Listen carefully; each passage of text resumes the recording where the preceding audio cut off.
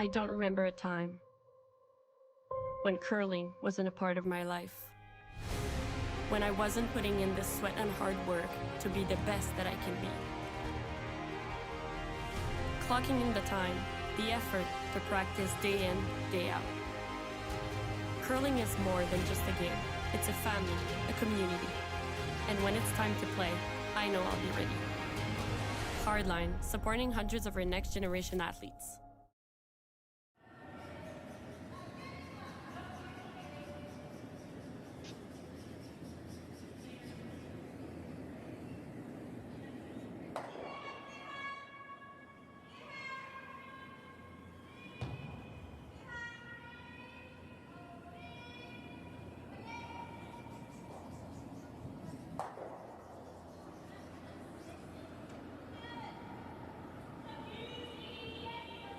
A very good morning to you. Welcome back to the Hack2House Alberta Curling Series Major, presented by Curling Stadium Beaumont.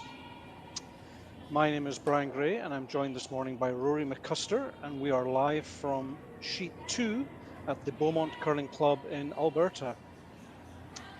This is a 15-team triple knockout format with a total purse of $18,000 Canadian, and we are in Championship Sunday. Good morning, Rory. Good morning, Brian. Thanks for joining the effort here, bringing live free curling to all the good people on YouTube.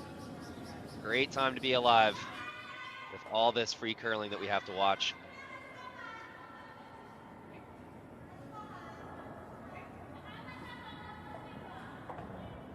As you mentioned, it is Championship Sunday. Wake up early, get that free hotel breakfast in you, pile in the vehicle, and get those sore muscles sliding out for hopefully a 3-game day for each of these teams. We've all been there, Rory.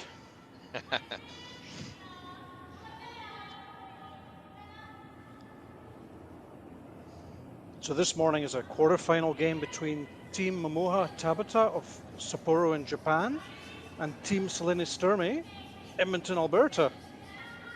And what is a rematch from yesterday morning's game that we also featured here.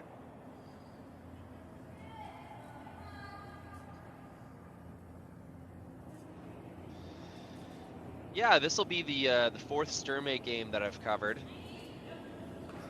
And you know what? Like it's the middle of September, and I don't want to sound too harsh, but it has been a bit of an inconsistent tournament so far, and the only reason I can say that is because I've watched the same team quite a few times in a row.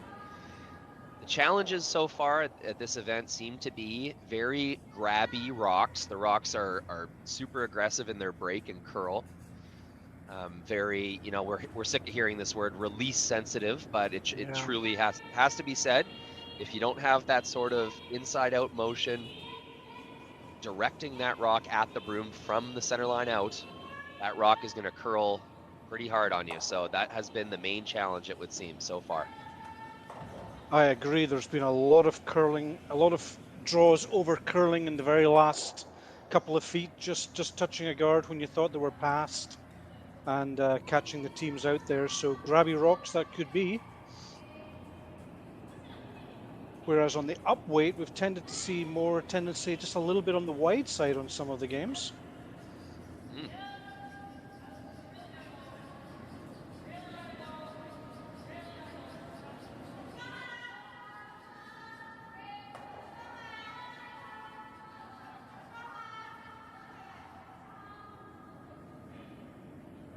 Getting more of a classic first end as the teams go into the house and hit each other out. Used to be nearly every curling game would start like this, but more and more, Brian, we've seen center guards go up and teams really go after it in the first end. Yeah, we are, of course, playing the 5-rock no-tick, and we were discussing this yesterday, actually.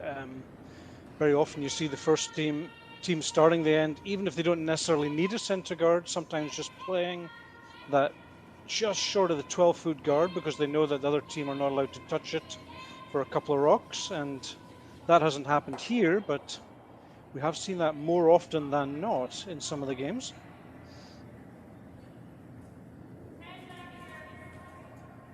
if you play top 4, of course, your opponent can decide just to remove you and roll to the side. But playing that really close centerline guard, touching the centerline, of course, it must. Then it kind of forces the opponent either to draw around it or to draw away to the side.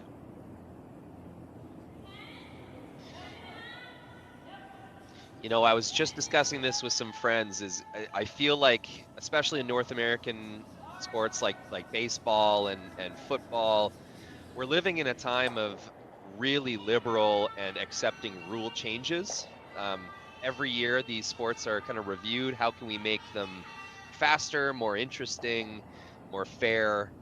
And you know, people seem very accepting of rule changes in sport these days. And curling has certainly benefited from this as the game is reviewed, as new trends emerge. You know, World Curling Congresses will review, hey, is this healthy for the fans, the players, the game itself? And I just think it's a great time to be involved in curling, as even though it's an old game, we see some very positive changes and reviews of the sport taking place.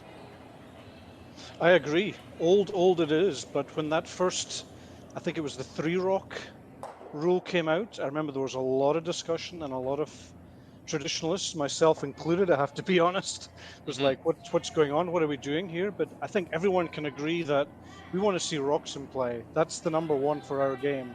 And anything that can promote that without going over the top, of course, has to be good for television, has to be good for the sport, and has to be good for the fans.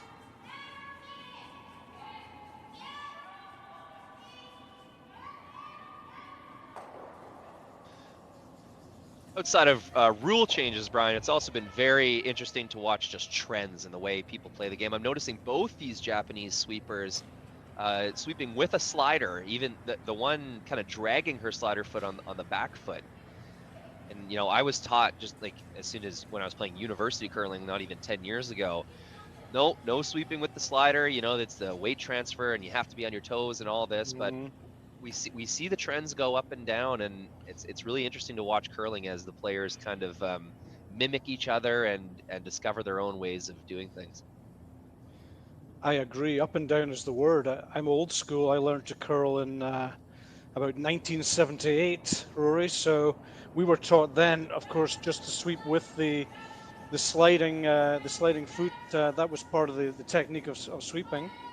And of course, since then it has flipped backwards and forwards.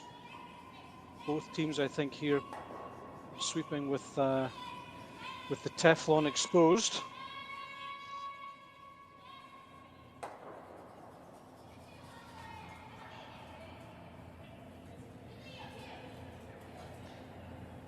I think a big thing was the rise of mixed doubles, where you don't really have the option to put your anti-gripper or your anti-slider or the gripper on your foot. You got to throw that rock, pop up, and start sweeping. So that kind of technique seemed to translate into 4-person curling, made it a little more popular to use the slider while you sweep.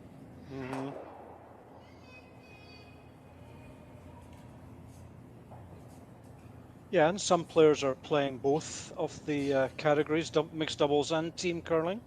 Not so many these days. You kind of see people going for one or other as the level of the mixed doubles especially has gone up in the last couple of years. But no doubt that mixed doubles has certainly promoted to be sweeping without the gripper on.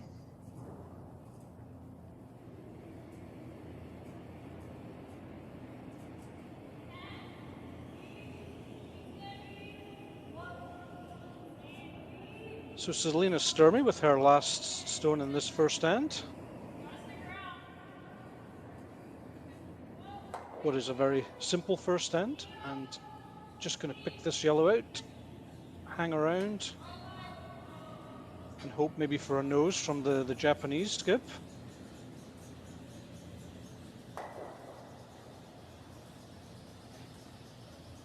Just manages to hang on, I think.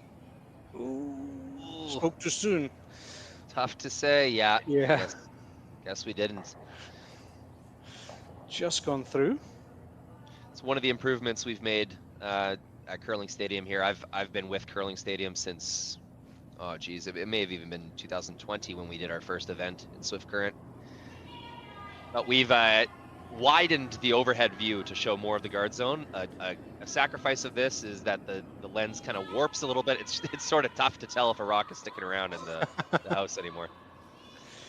So there we go. Tabata, Team Tabata from Japan blanking this first end, and we will go into the first end break. 0-0, second end coming up after this. Handcrafted in Canada, Hardline's ice pad has revolutionized curling for over a decade. Engineered with top-tier precision and durability, it is backed by an unmatched 10-year warranty. Designed for curlers at all levels to sweep effortlessly with maximum efficiency, it is trusted by the world's best curlers, including Olympic and world champions. It is quite simply the best broom in the game. Hardline. Join the revolution.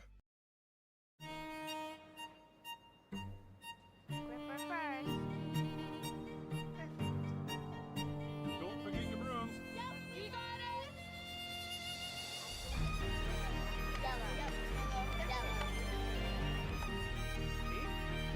Come on up. Okay, well, what do you got? You got one, you got two, you got... Just one more throw, please. You make moments like these possible. Calling all curlers, novice to pro. Asham Curling Supply's patented rotator disc system lets you customize your slider right in the store. Velcro attachments make it easy to find the sliding platform that's right for you. Shop Asham Curling Supplies, 700 McPhillips, online at asham.com. Rocks, there's actually a couple of biters. Welcome back to the Hack2House Alberta Curling Series Major, presented by Curling Stadium Beaumont.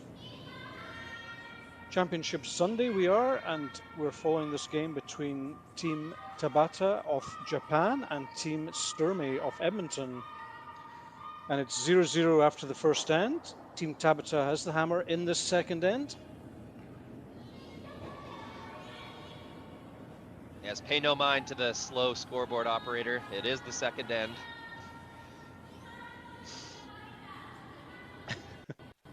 There we go. You're doing a great job, Rory. Ah, thank you very much.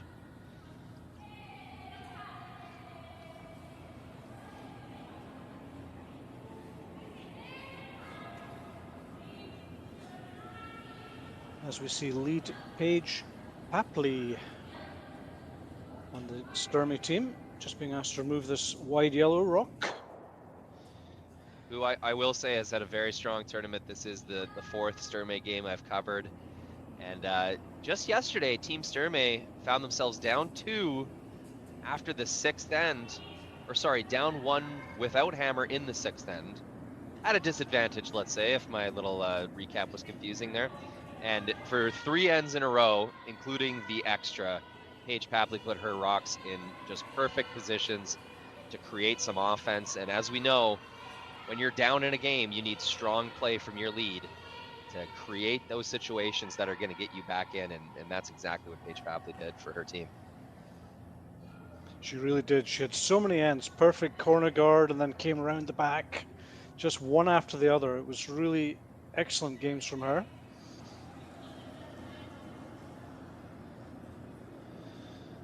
So interesting move here, Brian. We do see, you know, Team Tabata had the option to hit and stick in the wing. They were facing no danger at all, but they have chosen the delayed corner guard strategy. Yeah, and some teams are very happy if they can blank that first end and then go for their 2 in the second, which is a very nice strategy. You shorten the game, and if you can get a 2 in that second end, then it's a great start to the first 2 ends of the game.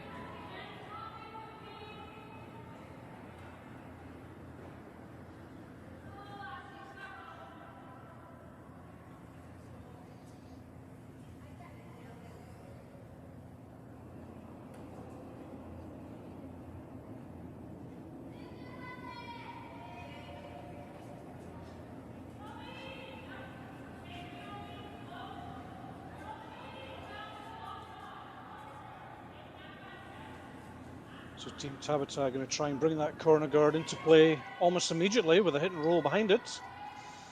Hit and roll on this red stone in the 4-foot circle. Try and roll to the right as we look on the main graphic. Yeah, I missed the call, Brian. Is that where Sturmay was trying to put their stone? I would have thought they might have beat Team Tabata to the kind of 12-foot, 8-foot area behind that corner guard. Yeah, they basically played to the top of the 4-foot circle. Well, we have seen hit and rolls are fairly difficult to make on this ice, just with the snappy curl. So that, you know, they very well could be saying, hey, if you're going to make a perfect hit and roll, go ahead. Until then, we'll happily hit you out. Agree, they're not easy on this ice. The tendency is, well, if you want to make them, if you're serious about making them, you've really to throw a very controlled weight and use the sweepers, which not everyone is just ready to do in the second end.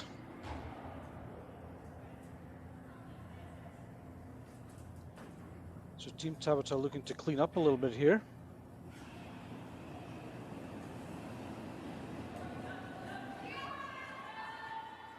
Option of a hit and a freeze on the red or a double, I'm not quite sure. Looks like a double.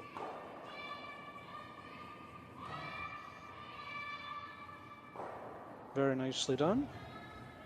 Yeah, a bit of a mistake grouping stones together like that, Team Sturmay. So that's a big move for the end. A corner guard and a rock in the rings. Full control here to Team Tabata.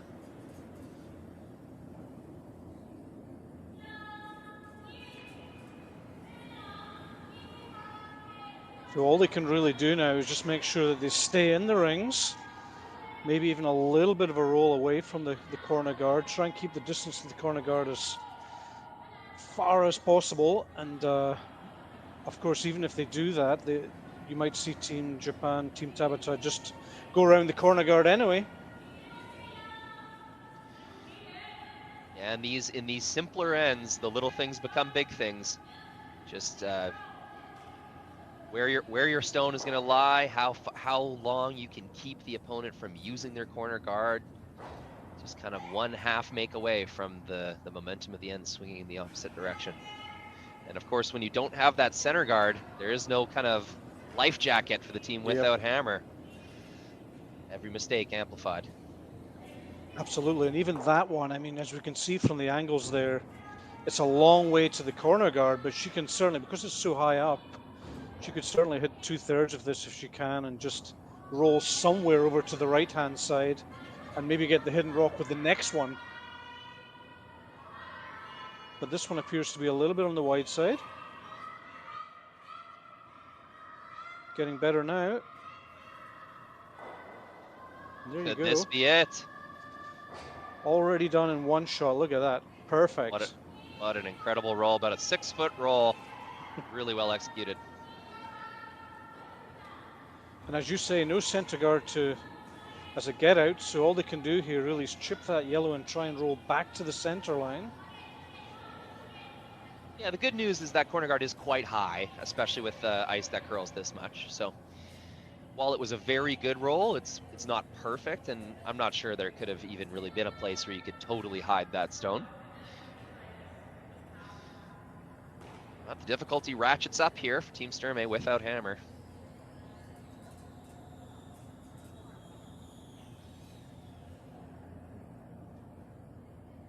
So this is Danielle Schmiemann, third player on the Sturmay team, looking to chip the yellow and perhaps roll to the back of the 4-foot.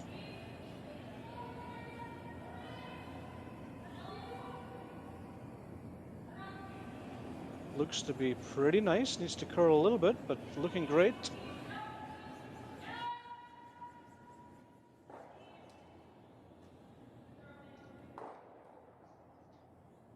Very nicely done. Yeah, gets the stone, sticks around in the rings. There's really not much other objectives to be had with a shot like that. So both objectives completed.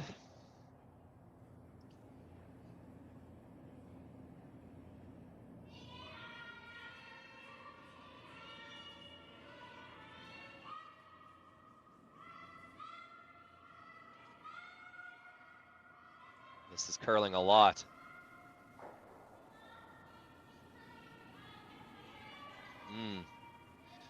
first real mistake from Team Tabata in the second end. This is always a discussion point, isn't it? Without hammer, do you want to go around that corner guard? You could just draw middle of the 8 foot on the open side and keep it a little bit simpler. That's a good question, but now at skip stones, it's almost like a mini game here.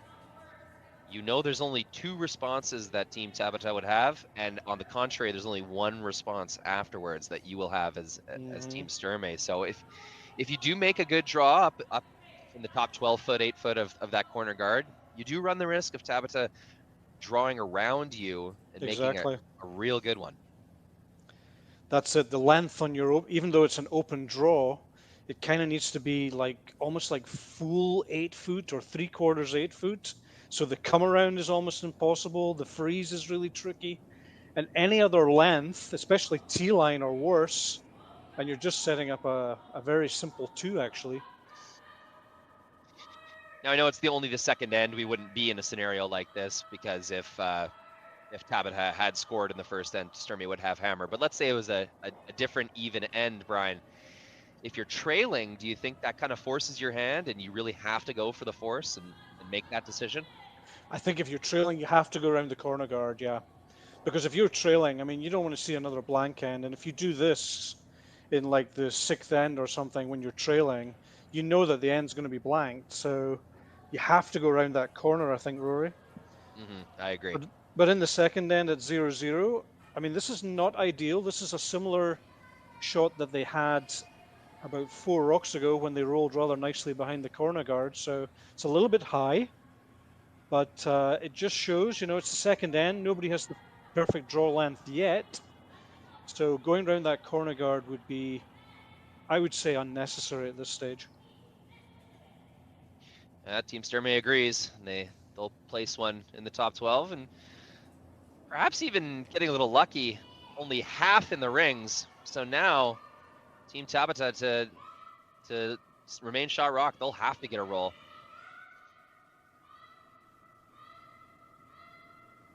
Chips it, rolls. Will they stick around? And no, the momentum will take them through the rings.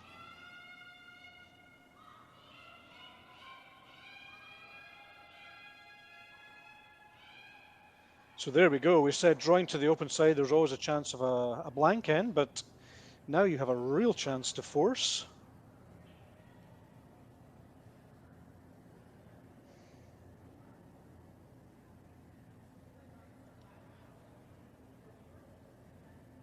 I like to overcurl these just maybe a 1/5 of a rock, just show a little bit of the outside edge, especially when the guard's so long. It just means if the other team do try to hit it from the outside in, they have to push it all the way across, basically across the button, all the way out of the 12 foot. Just that little bit harder. Yeah, that's a good point. You know, in the hack, you definitely want to see more of the inside edge than the outside if you're a Team Tabata throwing your blank attempt. Exactly.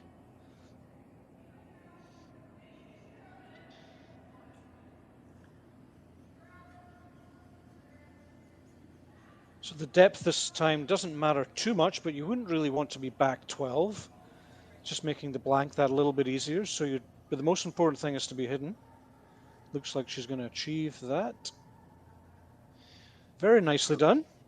Another really impressive sweep. Paige Papley getting that broom lengthwise and carving that rock over. Sweep to encourage curl. And there it is. That's how good it is, Rory. They've decided they can't do anything with that. The camera angle from the far end suggests that you might be able to go on the out turn and just chip the red out of play, but Team Tabata are having nothing to do with that. They're just going to draw for their single.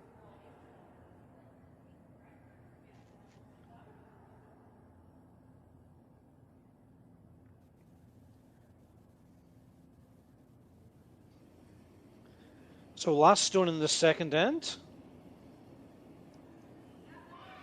Momoha Tabata with an open draw against 1 red counter for the first points of the game.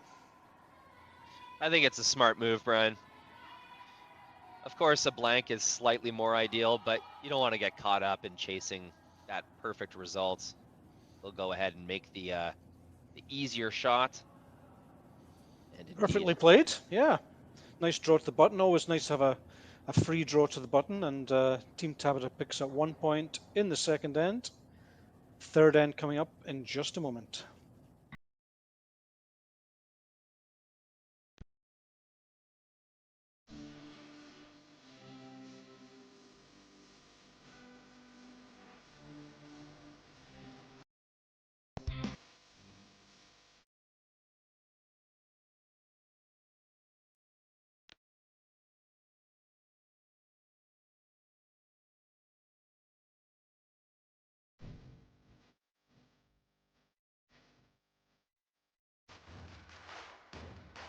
Imagine being able to stream every curling game from every sheet from any event, be it your Wednesday league game, bonspiel, or corporate event. Curling Stadium offers an all-inclusive streaming solution featuring high-quality cameras, ease of use, great reliability, and minimal installation. Offering your sponsors customizable ad space on your streamed curling games and being able to sell video packages to your corporate events for increased revenue. With Curling Stadium, you can stream to any device, be it your mobile phone, tablet, or computer. Push the feed to your desired platform, be it Facebook, YouTube, or any other social media. Curling Stadium is simply the way forward. Where it's commonplace in other sports to televise every game, we want to do the same. Curling is a global sport, and it's time it gets the coverage it needs. Make your curling club the next Curling Stadium.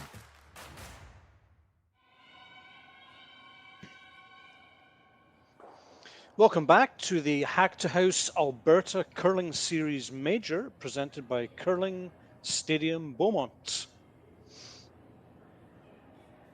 Team Tabata picked up 1 in the second end, so they are now leading 1 point to 0. Team Sturmay with the hammer in the third.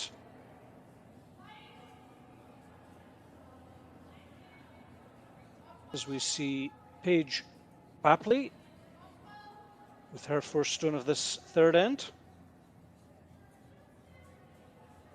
another really nice looking rock from Paige. A little light, I suppose, but the line is right on, and that's kind of sneaky good, I would say.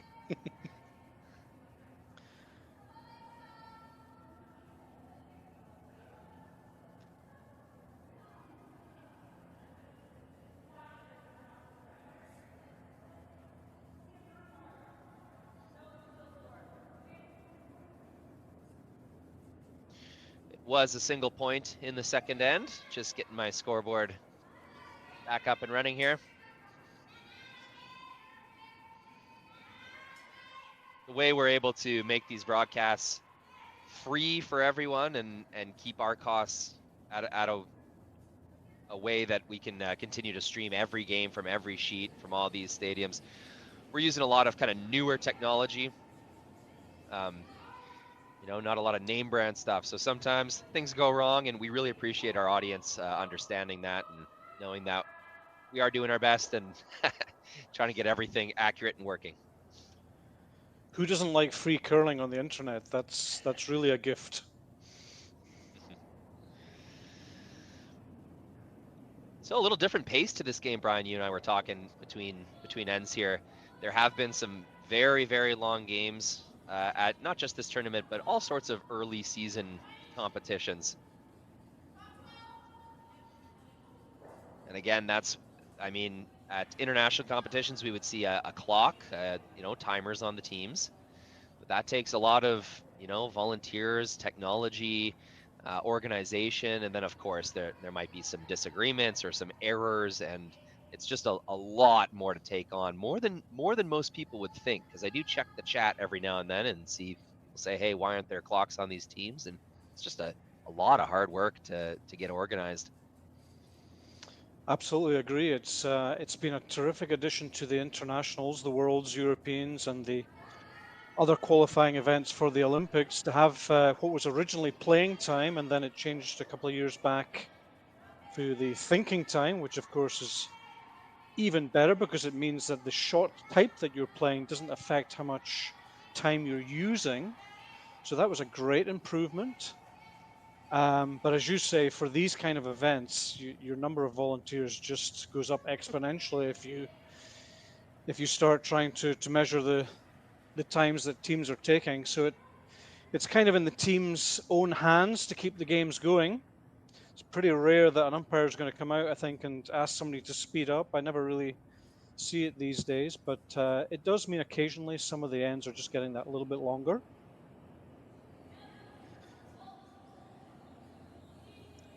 Yeah, and I've discussed with my kind of curling buddies about why these games have started to take longer. I think there's a couple factors. One of them is that the game is just more complex than it used to be. There is more serious decisions to be made. Lots more rocks in play and angles, and you know, once you get burned once by a bad decision, you're definitely, you know, once burned twice shy. You don't want to make that mistake twice. So it does take some extra time. Another factor I think is that the players are more strategically minded than they used to be. I mean, there was lots of teams before where you had 1.5 strategical minds on the team, let's say.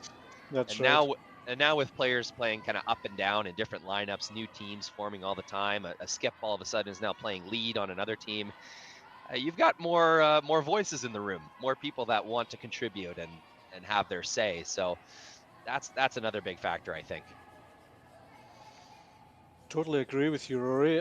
I do a bit of coaching, and one of the things we always mention is that everyone should be tuned in a little bit, at least, to what's going on strategically. So if there's any glaring errors or glaring, perhaps tactical errors that somebody perhaps down the rink can maybe once a game say, "Hey guys, have you thought of this?" or "What about that?" And I think that's important in the modern game. As you say, it is getting more complicated. There's more angles. And it's certainly no longer the case at the top level, anyway, where you've got 1.5 curling brains in a team.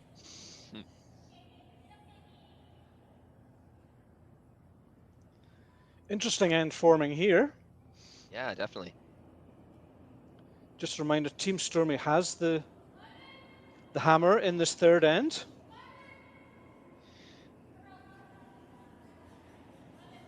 Oh, and right on time, the scoring app has refreshed itself. We'll get that reflected.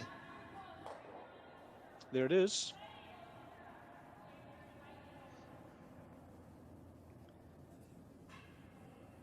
And as we mentioned, Paige Bapley with her second stone, I think it was, just touching the top 12. And now with hammer, all those rocks are very useful if they can just get a way to bring them into play, as it were, into the counting score. Yeah, we've seen Team Tabata kind of treat those rocks in the top 12 foot almost like center guards. They're drawing around them as if there's some safety back there.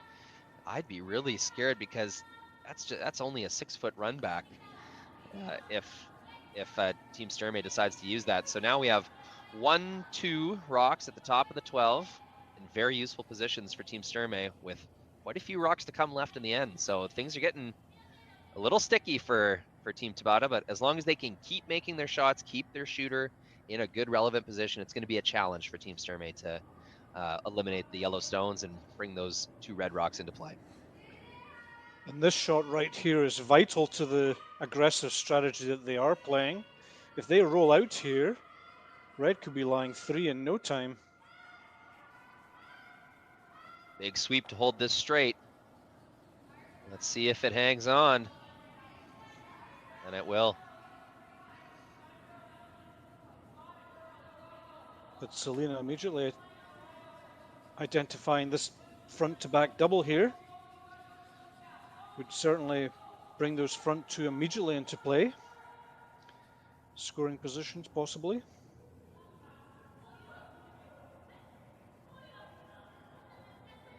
First stone for Danielle Schmiemann, who I have seen kind of improve throughout the tournament.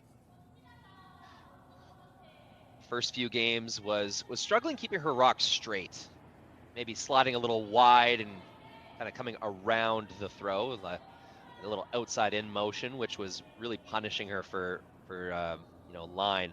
But throughout the tournament has steadily gotten a better sense of the motion of the rocks in the ice.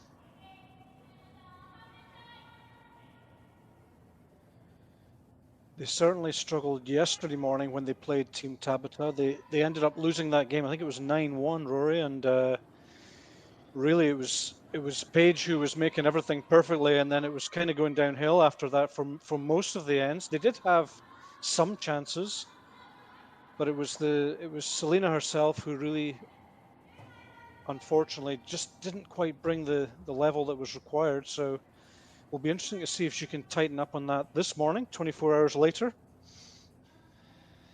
And I should mention, of course, this is implied, but I'll say it out loud. We're talking about one of the best teams in the world, certainly one of the best teams in Canada here. So it's the critiques we're giving Team Sturmay. This is only because we recognize them as truly one of the best teams out here, and it's always easy to kind of poke holes in a team that you have seen play nearly perfectly before. So it's one of those things where, you know, if Brad Gushu misses by 2 feet, you go, oh, what's wrong with Gushu today? When in reality, that's a very good result for 99% of the players in the world. Exactly.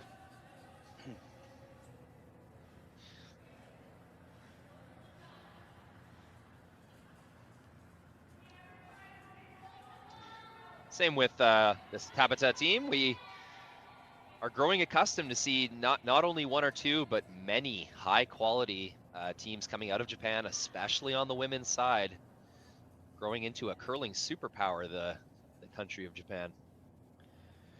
And Team Tabata played Fujisawa in the final of the Savo shootout. And I've been watching Team Tabata the whole weekend, and I thought they're getting better and better. But I'll be honest with you, I didn't expect them to push past Fujisawa, but they did. They won that final game, and right now I'm saying they're the team on form.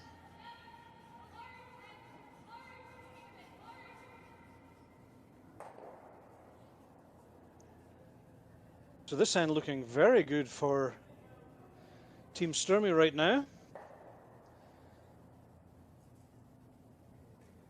As you mentioned, Rory, perhaps just a little bit aggressive, drawing around those red rocks from Team Tabata, and it's resulted in this second, third, and fourth shot to Team Sturmay, and Team Sturmay have the hammer in this third. And they're going to have to be careful that they don't jam this yellow at the back when they play this shot. It's you'd have to get right over those stones to see exactly how they're going to click-clack off each other. I think they're hoping that the motion of the center stone will be interrupted by the red stone beside it, and they're hoping it will go straight backwards. But you're right, it is something to be careful of. If they do rub the right stone as we look on the overhead, it will be pretty close to the yellow still, I think. Yeah. Here we go. Oh, I heard a blast off in the microphone. I thought that was our player throwing. Me too.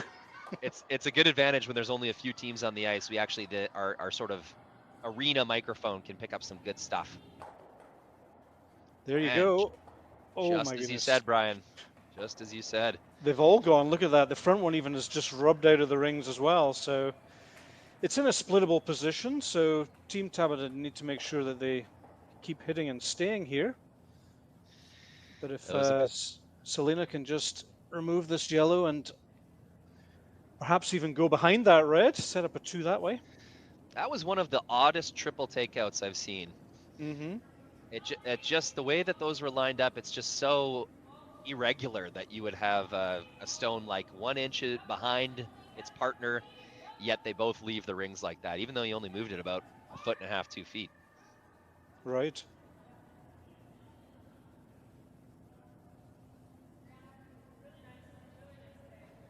So Selena with 2 chances to get 2 here. She can either hit and roll behind this red guard as it is now, or she can hope that Team Tabata rolls out on their hit, and then she's going to have a really straightforward split, I would say, for 2.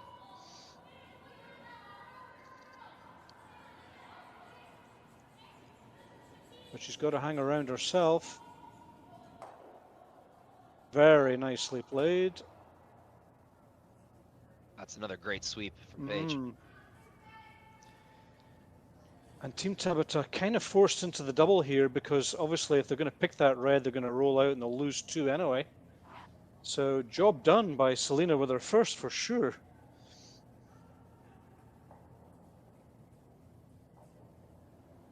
Yeah, poking out that outside side like we were talking about in the previous end.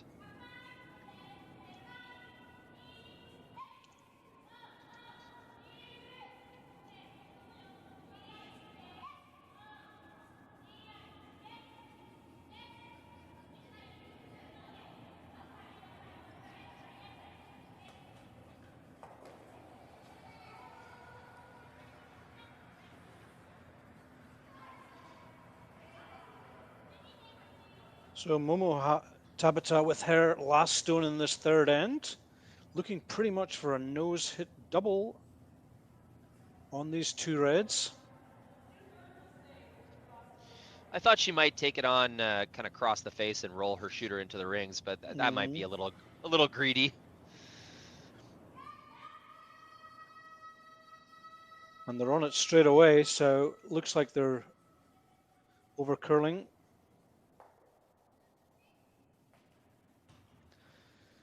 So thanks to a great shot from Selena Sturmay with her first stone in this third end, she has now a bread and butter draw to the forefoot for 2 points.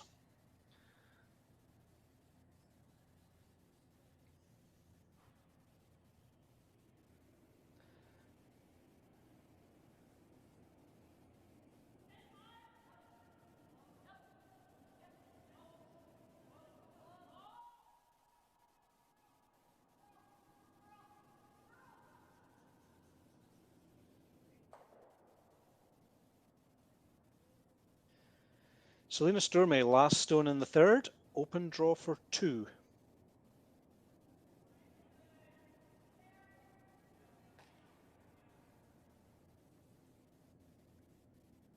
Not touching at all at this stage.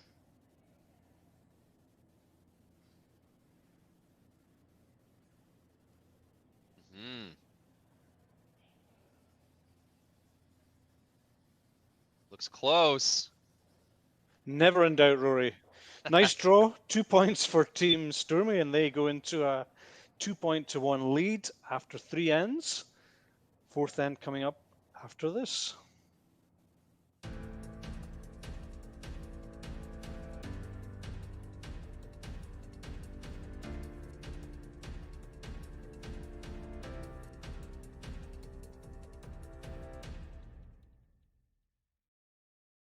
I don't remember a time when curling wasn't a part of my life. When I wasn't putting in the sweat and hard work to be the best that I can be. Clocking in the time, the effort to practice day in, day out. Curling is more than just a game. It's a family, a community. And when it's time to play, I know I'll be ready. Hardline, supporting hundreds of our next generation athletes. Calling all curlers, novice to pro. Ashland Curling Supply's patented rotator disc system lets you customize your slider right in the store. Velcro attachments make it easy to find the sliding platform that's right for you. Shop Ashland Curling Supplies, 700 McPhillips, online at ashland.com.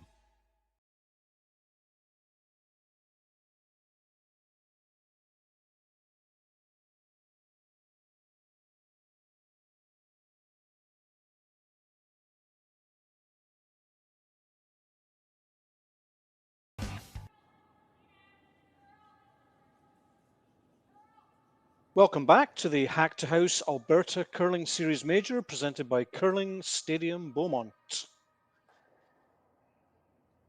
So a very nice hit and roll with our first stone from Selena Sturmay.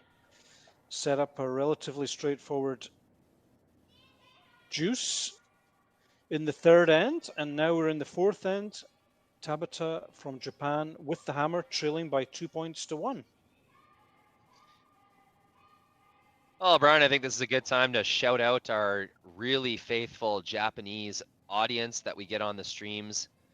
Every time we show a Japanese team, there is a pile of fans here to cheer them on. And if you're watching on YouTube on a laptop or a cell phone, you can go ahead and minimize your screen if it's full screen, and you can scroll down to that little box beneath the screen, and you will see a chat box. I love it when people chime in and let us know where they're watching from, who they're cheering for. Just kind of fun and interactive, and a little tech trick I'll give the folks at home. If you right-click on that chat box, anywhere inside that box, there will be a translate to English option on your computer.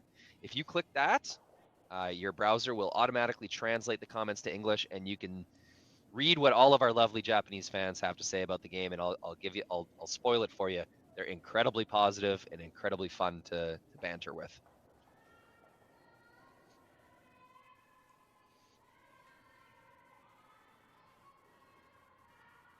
Great to see the Japanese fans on here. They come in their hundreds to watch some of these games.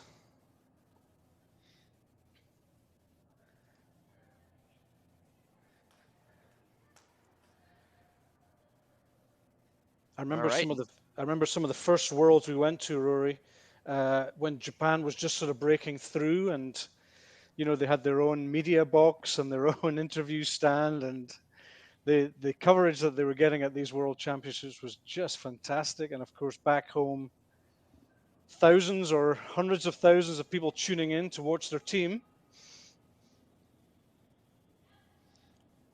Yeah, it's undeniable the positive, energetic effect that the Japanese curling sort of and broadcasting industry has had on curling. Yet another sort of clear end with no guards.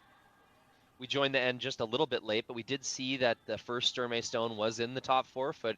It's getting to the point, Brian, where you got to think this is a team-specific strategy that Team Sturmay is a tactic that they're employing against the Japanese Tabata team. Mm-hmm. Yeah, somebody certainly wants to keep it fairly simple, and right now Team Sturmay are ahead, so they're pretty happy with the way things are going. Considering yesterday's game especially, I think they'll be really pleased to be one up here. And yet again, we see the late corner guard from Team Tabata, ignoring the red counter at the back of the 12 foot and looking to manufacture their 2 points that way.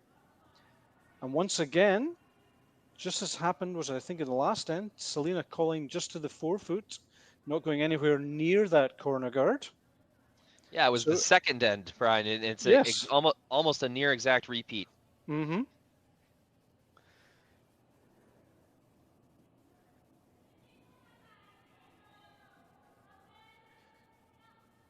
We do generally coach try not to draw around a corner guard without hammer if at all possible, because it is a little bit dangerous, and this is the alternative to that, is just to draw in the 4 foot circle well away from the corner guard and make the other team work for their juice.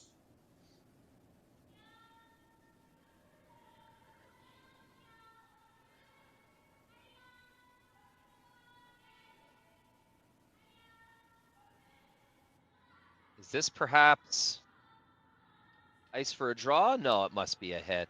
I was thinking exactly the same. I think it is a draw. All right. And they're real. So this is full aggressive now. 2 red counters, one on near the button, and Team Tabata ignoring everything and going around that corner guard. Great to see them using their corner guard. Mm-hmm.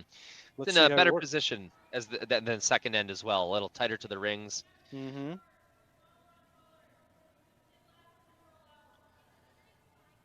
And it will go deep. Not so deep that it's outcounted by the corner red, so it is second shot and it is buried, but not a perfect depth.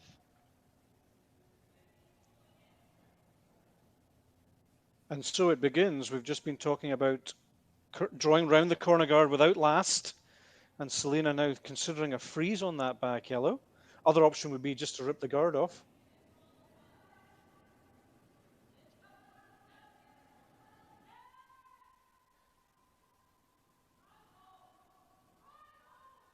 I would suggest the rip is more consistent to the strategy that Selena's been calling. Mm-hmm. And with a tough double on those reds. Exactly. Yeah. This is playing with fire a little bit. This is actually what Team Tabata want you to do. They don't want you to try and remove anything. They want you to start playing draws and freezes, because that way it means that yellows are not leaving the rings. And Tabata with hammer, I think, will be quite pleased to see that they're not removing the guard here. But that's just my own opinion. No, it's sound. It makes sense. Other option would be to draw around this corner guard, but just be, as we mentioned earlier, maybe full 12 or just touching the start of the 8-foot circle, nice and high.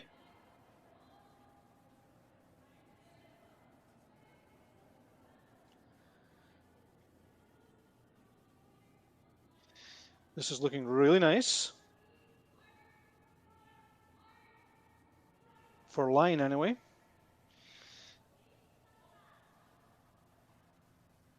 Honestly, I prefer that one. Very well managed. Really good. Getting into the fourth end, traditionally the quickest end, as the ice is fairly perfectly broken in, yet not broken down quite yet. So sometimes ends up being the quickest hog-to-hog times that you'll see.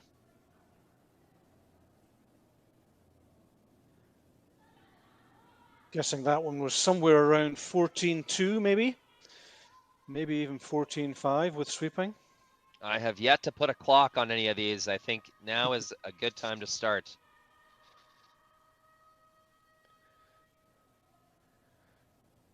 So now Team Tabata will be trying to, I think, angle freeze this red so that any pressure on this yellow stone will result in the red being removed from the rings. So this could be a very interesting end coming up now with 9 rocks to play. I'm unable to put a clock on this stone because my clock on my computer apparently needs an update. Not exactly sure what new clock technology needs to be implemented, but we'll go ahead and say that one was heavy. Yep. But still hanging around the back there, Rory, and with hammer, you just never know.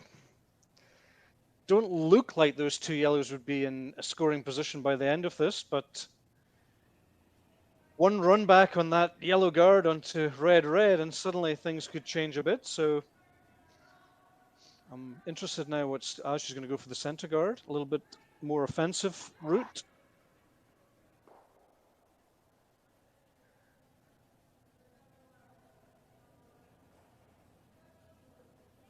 Wouldn't necessarily recommend ripping the corner guard off now because you're leaving a red double.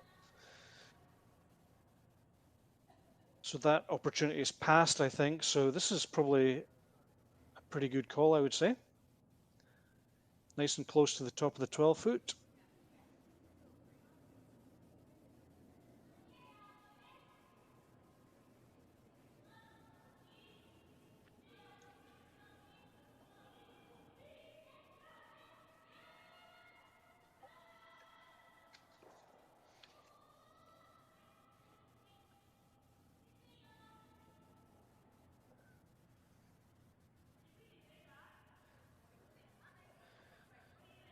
So Danielle Schmiemann with her second stone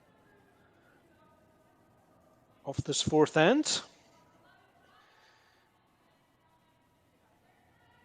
Looking to be just maybe 2 feet short of the 12-foot circle on the center line, covering that stone in the 4-foot.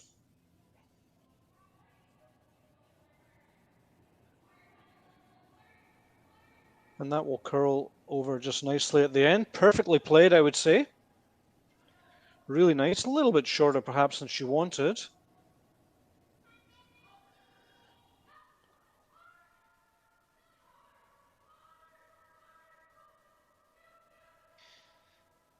Yeah, a couple of last few trades back and forth have went Sturmay's way, but the opportunity to score multiple points is still there for Team Tabata. Mm-hmm. But with this call, it looks like they're turning their back on those other yellows. They're just going to basically tap the yellow in the 4-foot, lie 1 point, and try and get their juice that way. Yeah, just too much work to bring those back into the conversation. Yep. Multiple run backs, and just too much has to go right. So I think this is where the scoring is going to happen in the 4-foot. They may as well accept it and take the opportunity while they have it. I agree. So Miku Nahira, third player on this Japanese team. Looks like she's going to overcurl on this occasion. Yeah, significantly. Really, really badly overcurl. I almost wonder if that picked or if it was just a poor release. I have to be honest, I've been watching her for 2 or 3 games, and that's the first time she's been that far off on any shot. She's been really solid. I think, has she been hitting all game thus far? Just trying to remember. Yeah, I guess she has. Yeah.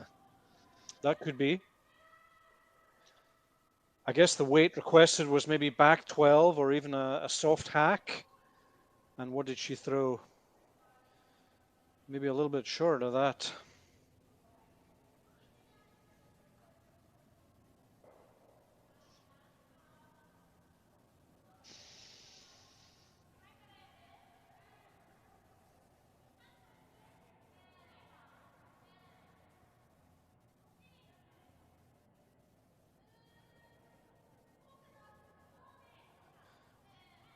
So Selena Sturmay with her first stone in this 4th end. Looking to consolidate a very good position, I would say.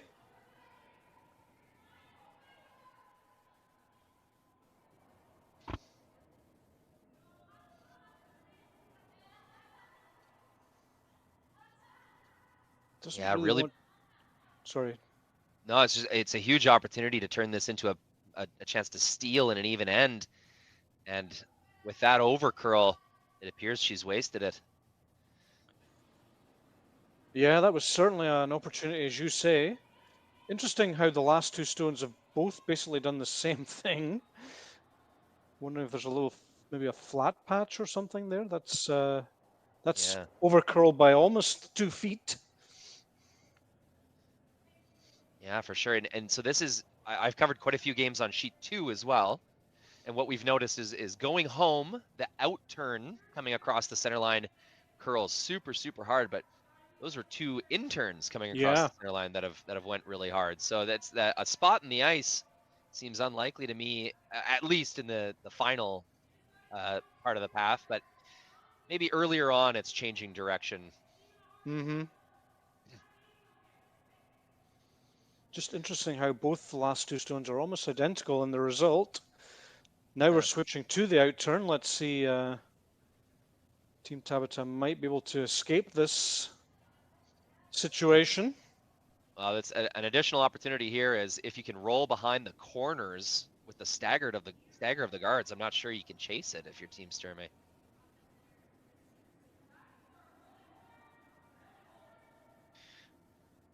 So Momoha Tabata with her first stone in this 4th, looking to chip the red, possibly hit half and roll over, as you say, Rory, behind these 3 corner guards. I suppose another option is to stay down the middle. That's just what I would suspect is their plan. It's really got to move. It's the chip, gets a roll. I'm not able to remove that shot stone. It is still red, at least 1, maybe even 2. That's a little bit of a disaster for her, I would say. Now, Selena with her last stone really has a pressure-free draw to the top of the button, fully hidden behind that center red guard. Can really turn the screws here on the Team Tabata. So a couple of misses creeping in there, Rory. Yeah. Where do you think the perfect spot for this stone might be? You could actually, because I think the draw on the outturn, so I mean from right to left as we look on the main graphic, I don't know if that's even there. So I think you could even show a quarter on the left side as we look on the main graphic, just sticking out of the 4-foot there somewhere. That's Maybe exactly. full 4-foot, I would say, or even if you go to touching the button, you might leave a slightly heavy draw coming through between the two reds. So I wouldn't want to go to T-line here. I'd like to leave it a little bit high. I agree with you completely, and I think showing on that left side as we look at it now is definitely the way to go. Just a slither, show a fifth even. Mm-hmm. I think if you hide completely on the center line, there's going to be a heavy draw between the two reds.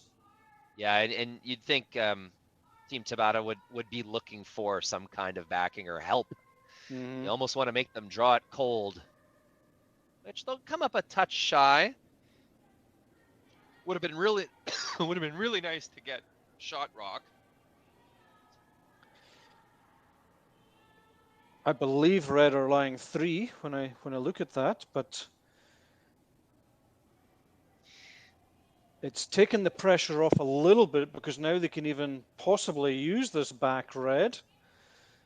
And if they come to the back red, they would be shot, so they could actually just aim to nose the back red, which is I think what they're doing. So I'll mention again, I mentioned this earlier in the game, the way that our camera lenses are, that the camera's directly above, let's say, the top 12 foot. As the camera, receives the light from the back of the house, it sort of warps the angle a little bit, makes that Yellowstone seem further back than it is. There's a chance, Brian, that this is a hit for 2. Really? Even though I know we can see just a little bit more white on the outsides of those red stones. I see what you mean. Let's see how this shakes down.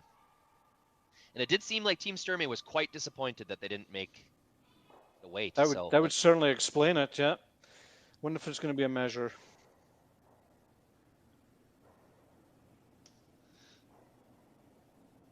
Well, it was Team Sturmay that conceded and kicked the rock.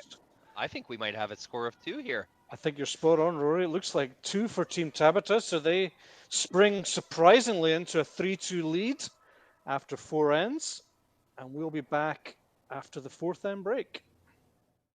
Handcrafted in Canada, Hardline's ice pad has revolutionized curling for over a decade. Engineered with top-tier precision and durability, it is backed by an unmatched 10-year warranty. Designed for curlers at all levels to sweep effortlessly with maximum efficiency, it is trusted by the world's best curlers, including Olympic and world champions. It is quite simply the best brew in the game. Hardline. Join the revolution.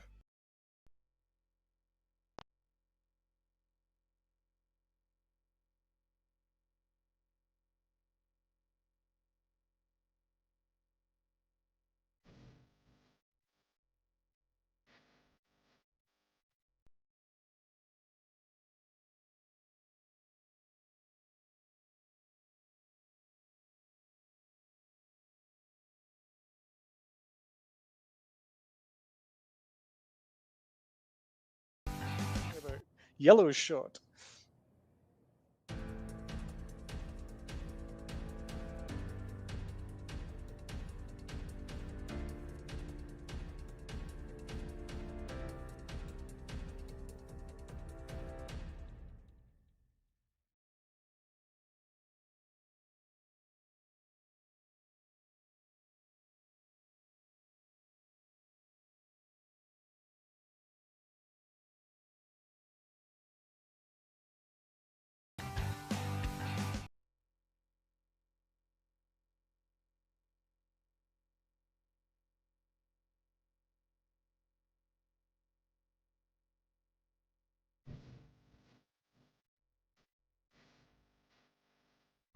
I don't remember a time when curling wasn't a part of my life.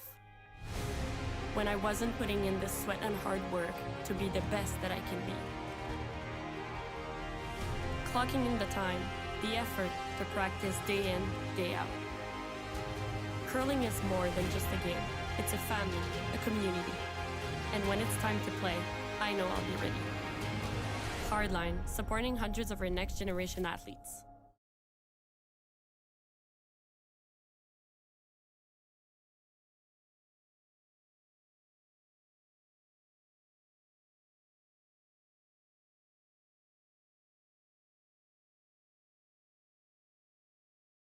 And like bright. Looks like we have an extended fourth end break here. Teams warming up inside, perhaps even getting a little snack out of their cooler. We'll take this opportunity to recognize more of the sponsors that make curling possible. Handcrafted in Canada, Hardline's ice pad has revolutionized curling for over a decade. Engineered with top-tier precision and durability, it is backed by an unmatched 10-year warranty. Designed for curlers at all levels to sweep effortlessly with maximum efficiency, it is trusted by the world's best curlers, including Olympic and world champions. It is quite simply the best broom in the game. Hardline. Join the revolution.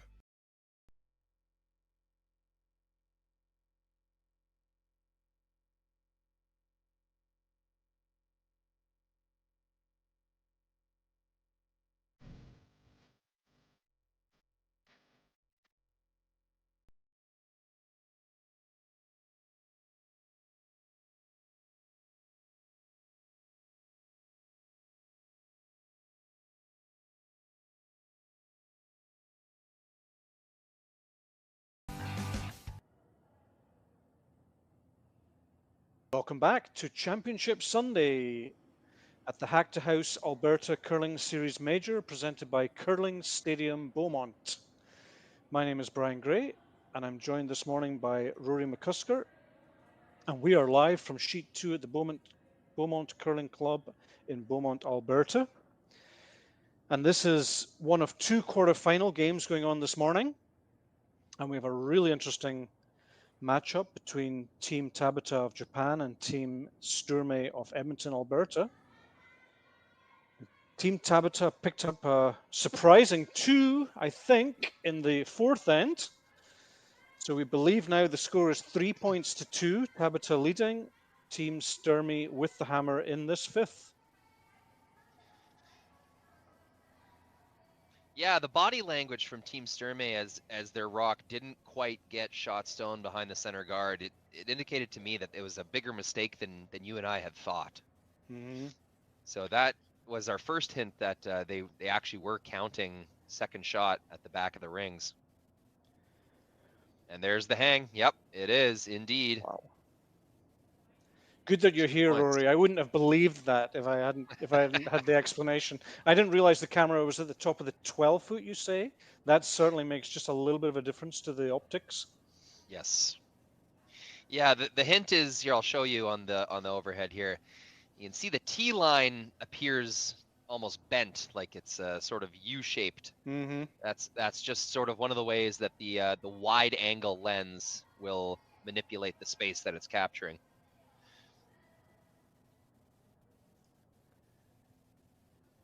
So once again, Paige Papli with perfect come around in our first stone to set our team up in this fifth end.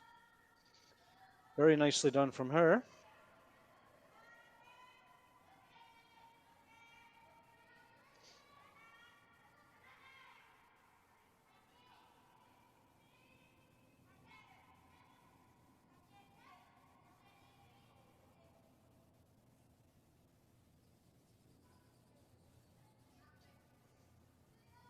A bit of a mistake there.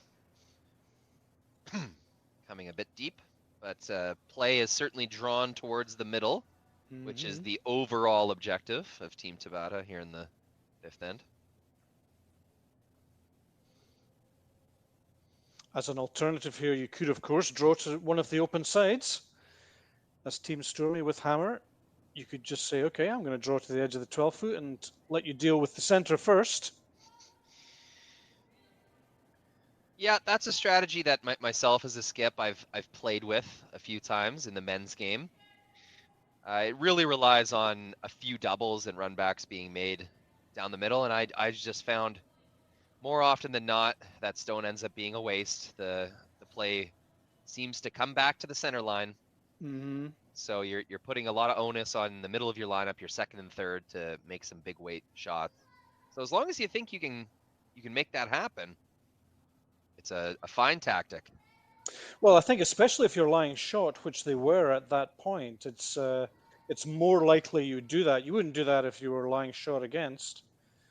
And there we see Page with a second almost perfect stone round the center guard. So this is going to be another interesting end developing here.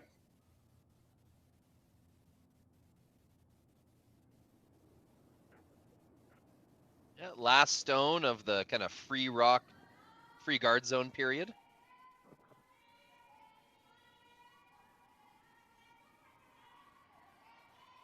This is second player Sei Yamamoto from the excuse me.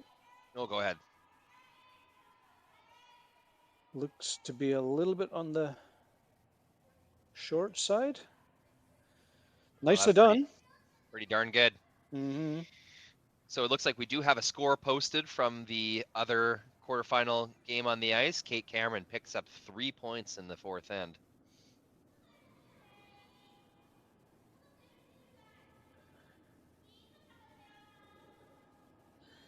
So just to clarify a little bit the format, the 2A qualifiers go directly into the semis, and the 2B and the 2C qualifiers go into these two quarterfinals this morning. In case you're wondering why there's only 2 quarterfinal games.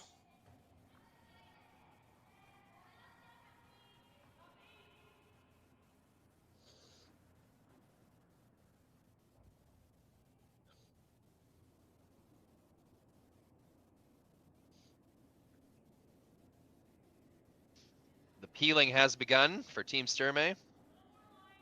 Won't make anything move in the rings, just takes off the top, but they've got quite a few more attempts left before things get really scary.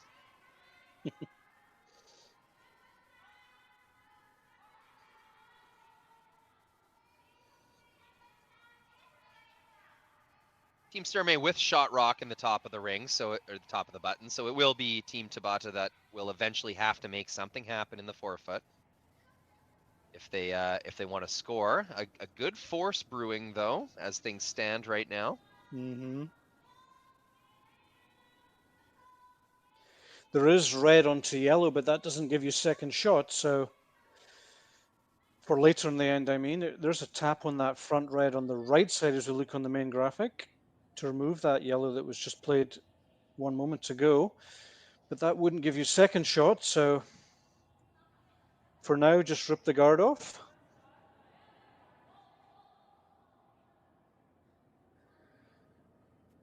Looking for something else. Nope, just a pick.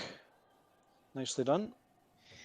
Yeah, taking a closer look at this, I'm actually not entirely sure there's a good way to ram that guard into the rings.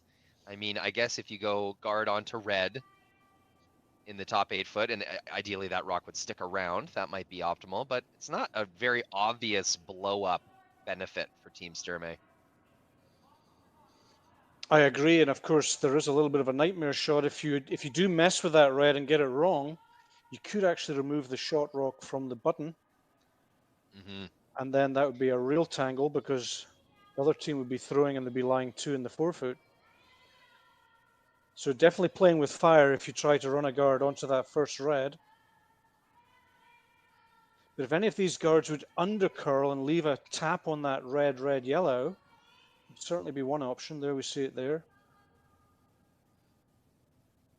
But guards are tending not to undercurl in this late big finish here in Beaumont. Comes a little deep. This might be the easiest chance Team Sturmay has to go yellow-red. Yellow, I suppose I should say. Mm-hmm. Yeah, coming that little bit deeper, you can hit the right side as a look on the main graphic. Here, I'll show it once more. There we go. So on the overhead, just hitting the yellow onto the left side as we look on the overhead. Removing that yellow rock from the forefoot. Would you say much closer this time, so it's certainly makeable. without risking the... Just going to overcurl a little bit on her. Oh, she got an edge. Look at that. Just barely. And will this roll into the rings?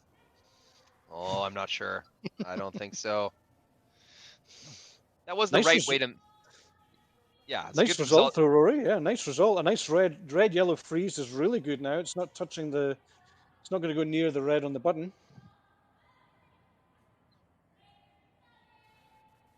Team meeting. A little discussion here. Probably discussing if we are guarding, what exactly are we guarding? And I don't think there is a way to take away both these shots with now frozen angle. That's going to be accessible from either turn. That red rock at the top, unlikely to go much of anywhere. What I will say is if that red on the right touching the 12-foot is actually in the circles, I'd be hesitating to move anything around. Because if it goes slightly wrong, you could easily set up a double or even a triple. Got to be real careful here as Team Tabata. They were looking at tapping at one stage. Now they've gone to what I think is a bit more safer option, just another center guard. But if you come into the rings here without hammer and start moving stuff around, there's 3 red rocks to come. This is a little off topic, but I'm really entertained by Selena sitting down at the end of the rink there. Does anything say qualify out of the sea? Then taking a little break Sunday morning. It's been a long Saturday for Team Sturmay. A lot of games that you have to win in a row, and yeah, just take a little 5 on the end boards. I think she heard you. She's just stood up. That was my mom would always tell us, "Oh, it looks like you're lazy. It looks like you're uninterested out there." Mom, I'm tired. I was told exactly the same, Rory. What kind of impression are you giving the other team by sitting down at the end of the sheet? I don't care, Mom. I'm just exhausted. Yeah.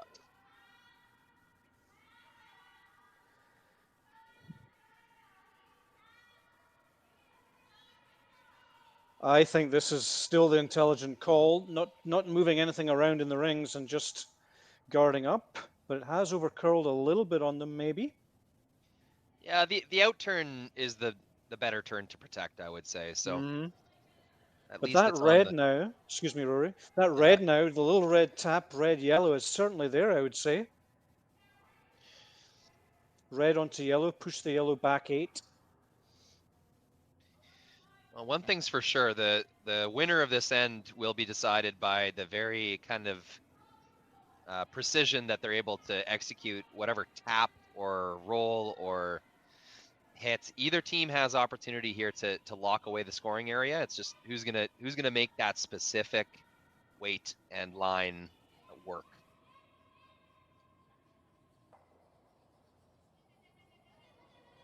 So Danielle being asked, I think just a back 8, back 12 weight, push the red at the top of the 8-foot onto that yellow and get the yellow back behind the pack.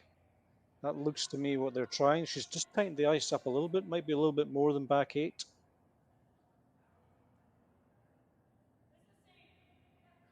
Crunch shot, I would say.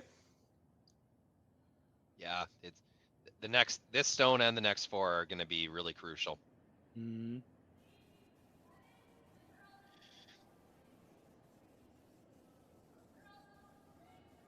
Looks to be like a hack coming now, though. Paige Papley really getting this rock to move. Gets the top. Perfect. Yellow exits the relevant scoring area, and now it's a real dangerous situation for Team Tabata. They've got a couple of options for the double on that red on the left. They can do red almost on the left of the center line to either of the other stones. They would, of course, prefer the stone in the button position. But are they looking at a freeze in there? Looks like it.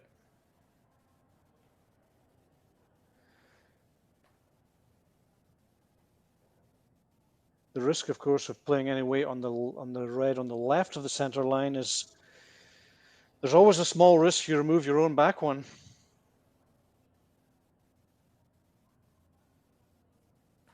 So team conference number 2 in this end.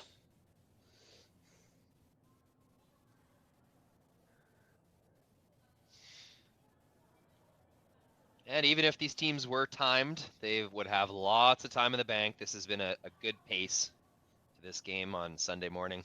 Mm-hmm.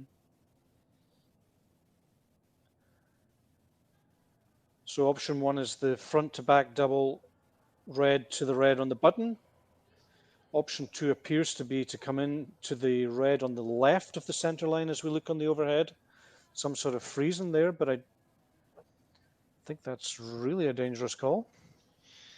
Yeah, that first option that you mentioned, there's a lot of good that can happen. There's 2 doubles that could be completed with that shot, and geez, you could even get lucky and get 3 red rocks moving. Perhaps not remove them, but get them moving. There's 2 red doubles and there's also a yellow double, which is, you know, we always talk about tolerance, and if you were going for the one on the button, it's a pretty small tolerance between getting the perfect double with the top red to the one on the button and then over curling a hair and getting your back 2 yellows. So they're not playing any sort of weight at this at all. Rory, looks like they're going for the freeze on that red stone just touching the 4-foot. Yeah, and if this was a rock or 2 earlier, I'd understand the call, but geez, they're running out of time here to get a yellow stone in the 4-foot. Mm-hmm. I guess they're aware that their stone in the back of the button, back of the 4-foot might be the only thing saving them. Trying to take away angles at removing that, but that's the key here, is to take the angles away and not create an angle, because those 2 reds are lined up to the yellow at the back of the 4-foot circle. Here comes some really aggressive curl. Just gonna rub. Oh, not bad. Yeah, it's almost 2 though. It's not quite 2 yet, but they've kind of pushed that red up into a almost scoring position. But it's getting harder and harder to remove the yellow at the back. Mm-hmm. So they have taken the angles away, as we discussed. Before that shot was played, red was straight onto the yellow at the back of the button. So pretty good result, I think. Yeah, I agree. I think the red angle would drag into the yellow stone, but not to save any of the reds. Both those reds go flying, and that's just not good enough. So quite an interesting scenario here. And this is exactly what we're talking about with the 5-rock no-tick rule, that just, you know, these kind of situations are just more common.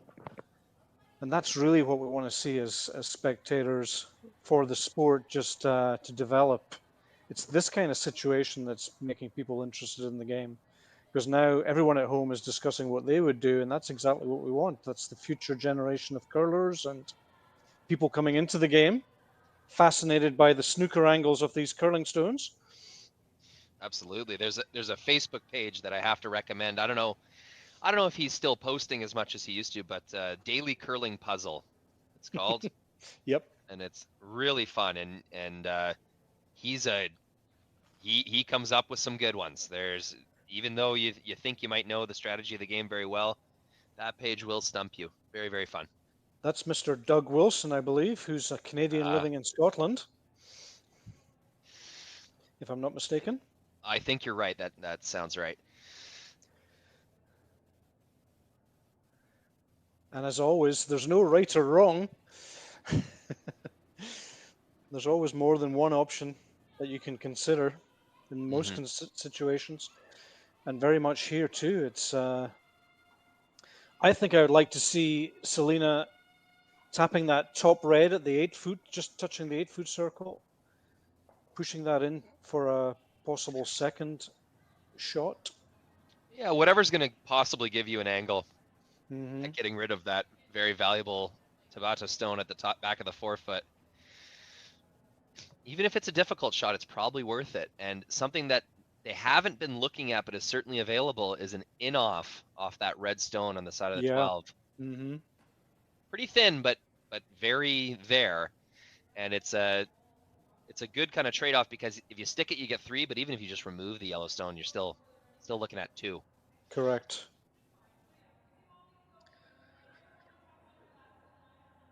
So it looks like a rearranging of angles once again.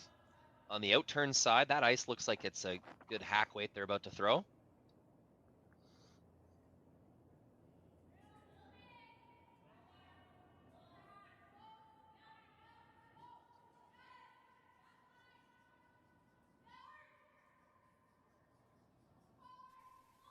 This is curling.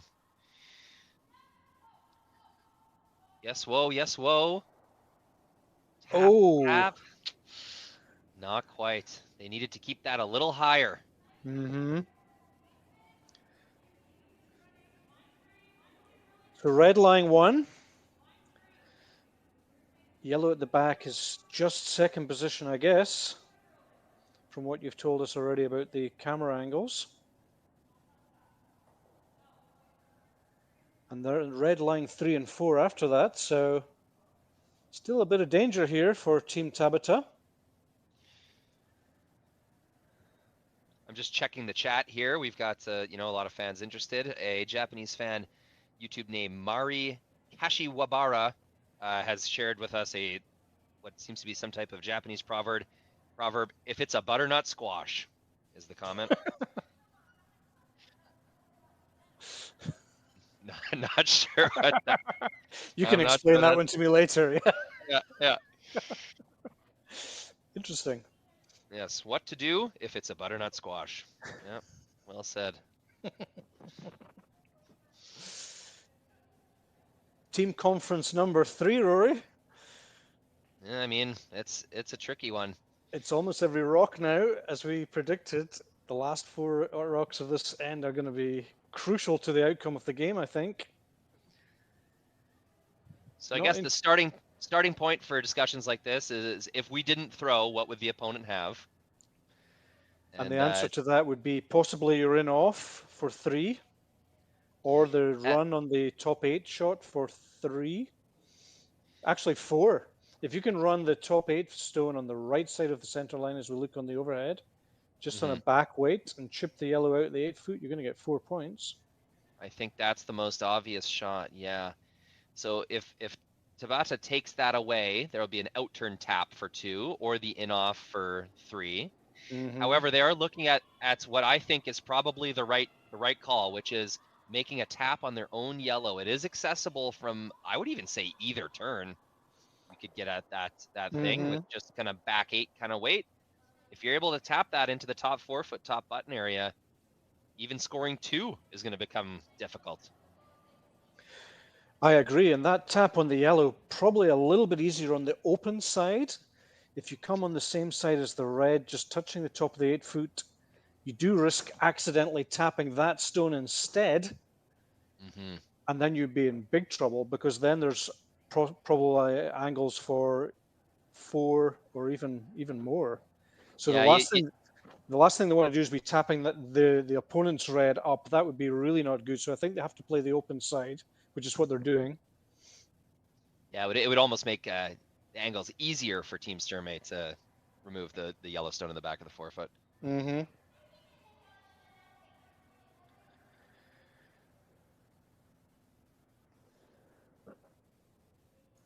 So, Momoha Tabata with her last stone in this rather interesting 5th end, looking to tap her own yellow, maybe 1 foot back.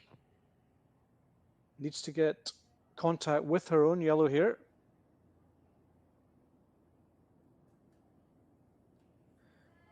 Crunch time on rink 2, I would say.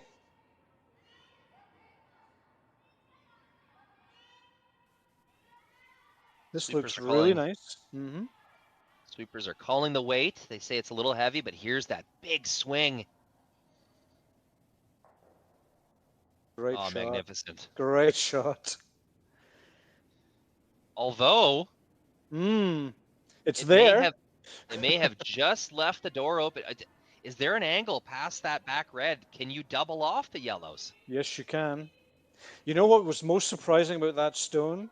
They didn't sweep to freeze it after the contact. They kind of Everyone just looked, and yeah, that difference between freezing the red and where the yellows actually stopped on the button means that your run for 4 is there. Red, yellow, yellow. yeah, It is looking back there. on it, maybe a couple licks of sweep just to keep Yeah. that angle high would have went a long way for Team Mm-hmm. Tabata to make that shot perfect. 2 licks before or after contact, and this shot wouldn't have been possible. See, as the vice skip in the rings, that's why it's so important to stay vocal, even if there's no decision to be made. Like, keep reminding, tap your broom, remind your sweepers where that rock needs to be, and you got to fight that temptation to just become an audience and watch the stone down the rink. It's never over till it's over. Well, that's great that you say that. I always say as a coach, never turn your back on a moving rock. And the tendency, people do tend to stop at the top of the 12 foot and just watch what's happening. And I always encouraging my players to come down, even though you're pretty sure you won't need to sweep. Just be ready, because as we've discussed, 2 licks on that yellow, it would have been touching that red, and then this shot wouldn't have been possible. And we're talking about potentially a 5-shot swing here. So as always in curling, it's all about the millimeters. Not a lot of risk to this shot either. I don't. There's nothing you can do that's gonna give up more than one, and you're very likely to at least get that single yellow out of the ring. So yeah, no, you can't make it any really. worse. So Selena Sturmay, last stone in this 5th, with a potential raised double for 4. Looks very good. Oh, wow. Just undercurled a hair and just missed the double takeout. Does pick up 1 point to level things up at 3-3. So we're all tied. 6th end coming up in just one moment.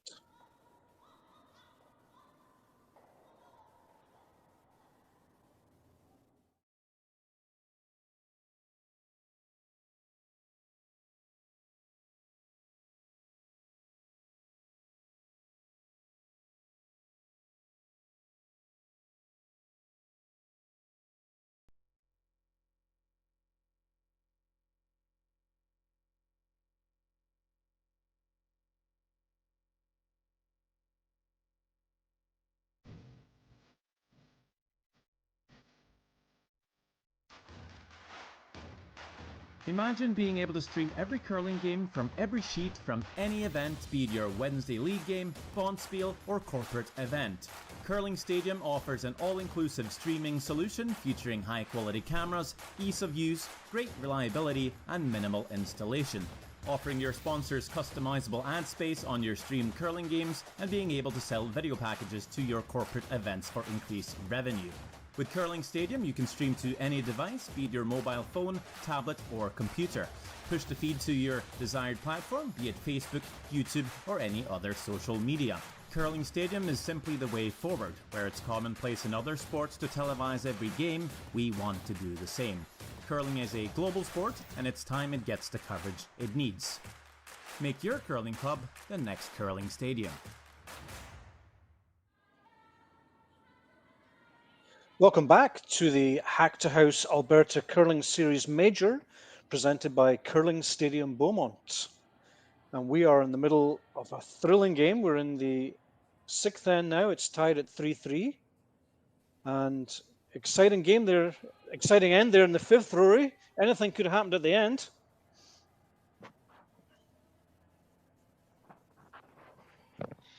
Yeah, that was I'm still reeling from that last end. There's a lot going on and a lot of really interesting discussion and strategical or tactical decisions. A game-saving shot from Tabata at the end. That's been a signature of her play. She does tend to come up with the big ones when she needs them. And she certainly kept her team in the game there, especially on that strong finish at the end of that shot there. She made a perfect little tap on the yellow, pushed in for shot position, and saved the day, I think, for her team, we could say.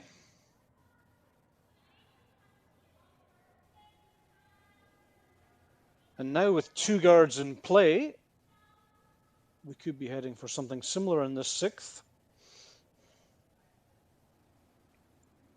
That's a really light attempt from Tabata's lead.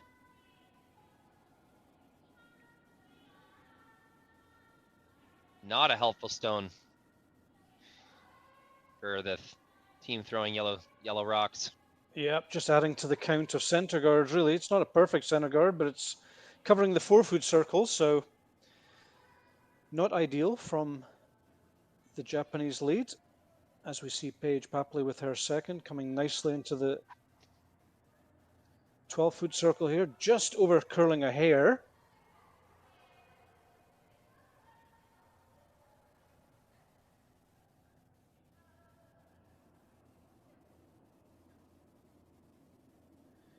Mikoto Nakajima lead on this Japanese team.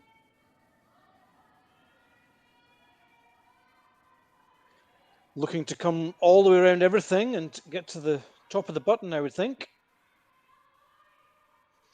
She's pointing quite emphatically as she follows her own stone down the sheet. And look at that finish. It passed the first guard by a full yard. Seems to be apologizing. I think maybe she was trying to encourage a plan B kind of sweep call from her skip. Mm-hmm. Not a strong 6th end. Would like to have been in front of the tee line, of course, but with hammer, it's not a disaster. It's one. At least it's a counter in the rings. Yeah, much more tolerance for those types of shots when you do have hammer. You can tick the guard if well, as long as it's not on the center line, you can tick the guard. You can come a little deep, it's okay. The team without hammer, though, there's really only one good place to put it, and that's in the top 4, top 8 foot. Correct. This has got a long way to come. This is more than a yard, I would say, this time. A little bit longer, I think. Still almost finds a way to get back, but just too heavy.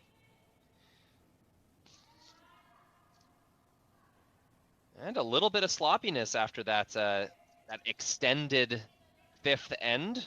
We had a pretty good pace for this game up until then, and now things slowed down a little bit in the 5th. Sweepers were focused on their job of sweeping, and now they got to get in the hack and throw rocks, and it seems like it's a little bit sloppy to start this 6th.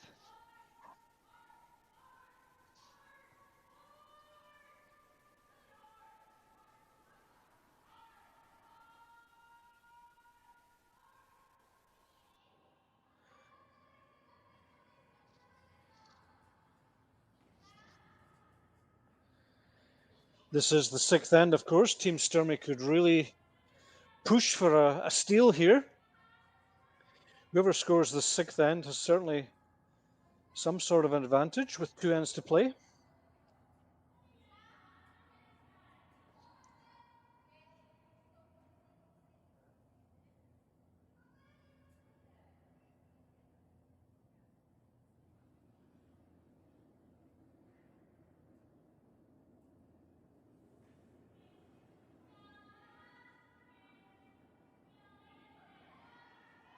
Sei Yamamoto, second player on this Japanese team.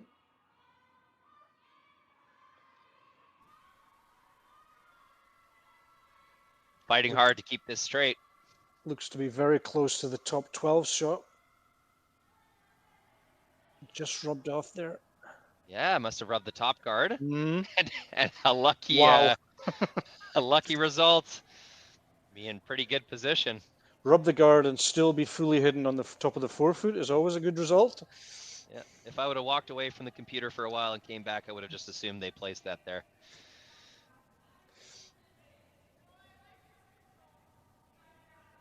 Just want to once again say hello to our 236 concurrent viewers on YouTube. That's not including Facebook or any kind of mirroring sites where people are watching from. Welcome, and thank you so much for supporting Curling Stadium in our quest to bring tour-level curling to the masses. We appreciate your support.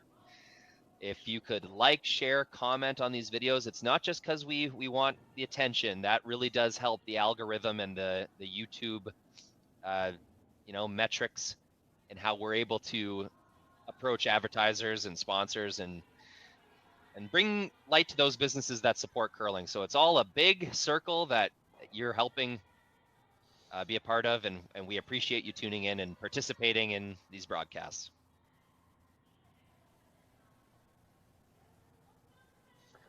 And with that, we see a perfect stroke from Desiree Hose there, just pushing the yellow back and really setting up this end now for Team Sturmay to have a chance of a steal in this critical 6th end.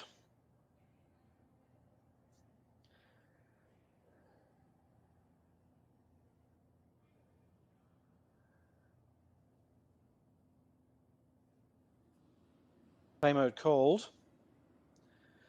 I think when you look at the scoreboard here, Rory, and you see it's the 6th end, I think number one that must not happen from Team Tabata's perspective is that the opponent must not steal. If you allow the opponent to steal in the 6th end, then you're basically giving them 2 hammers, if you like, scoring in the 6th and then maybe scoring in the 8th. So tendency here would be a bit of a clearance job. Try and remove 2 or even all 3 reds here. Open up that center. You got 2 yellows at the back of the rings, which are possible counters, and plenty of opportunities to score 2 that way. But if they continue on an aggressive vein and keep drawing into that 4-foot circle, they do risk the chance that Team Sturmay will somehow find a way to possibly freeze on that yellow stone on the button.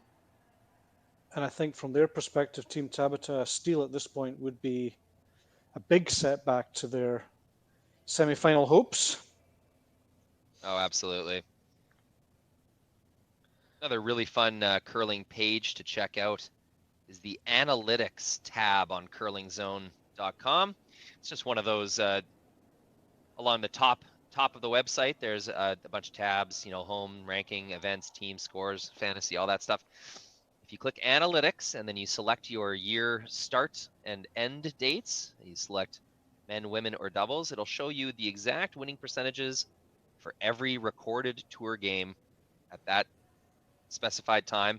And what we learned from that page is that the 6th end is so vitally important in an 8-end game. Whoever scores in the 6th end it doesn't even matter what the score is on the scoreboard. Whoever puts a point on the board in the 6th end greatly increases their chance of winning the game. So that has to factor into Tabata's decision here. Yes, it's good to score multiple, but you really have to make decisions that are going to ensure that you are the team scoring a point. And for a 10-end game, presumably that same statistic would apply for the 8th end. Exactly, yes. Ends remaining, I suppose, is a better way of looking at it. No, that's a really interesting statistic, and there's always a lot of discussion about, you know, the second last end. Do we want to be going into the last end 1 up without or 1 down with? But statistic on the 6th end is pretty clear, I think. If you score, as you say, good chance of winning the game.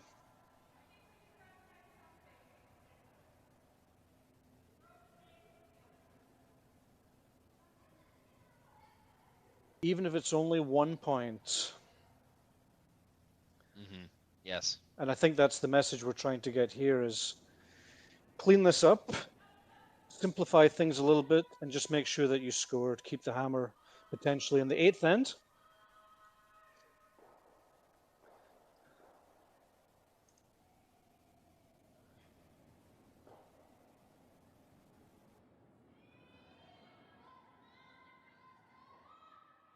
So a bit of a pistol here. Looking to clear up a couple of guards. Fortunately, just rolled in front of the stone at the top of the 12-foot. Really needed to find a way to play that double and somehow roll away. But it's progress, for sure. Yeah, the rock is now yellow, but it's just not good enough. It's still in that controlling area for Team Sturmay, and even if you were to bash that thing back, you still have a bunch of reds in your way. But the good news is you are shot rock if you're Team Tabata and side of the button, but that might change with this shot right here. Very important shot. You can see the sweepers discussing the path and what they think the weight's going to be like.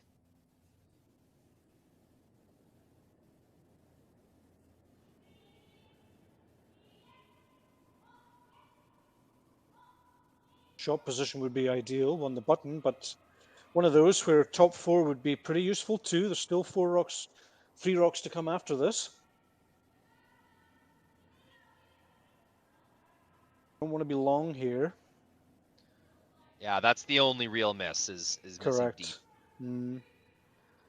So top 4 fully hidden would be really nice. Or just showing maybe half a rock would be really nice. A good sweep gets it by. Oh, What a result that is. beautiful.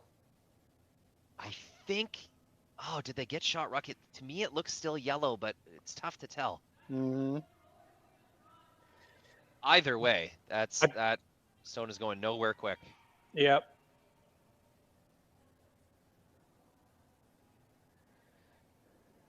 Really like how the Sturmay team took an extra 10 or 15 seconds to really discuss that path, exactly what they had to do. The sweepers shared their information, and everyone came together to make that a really nice shot.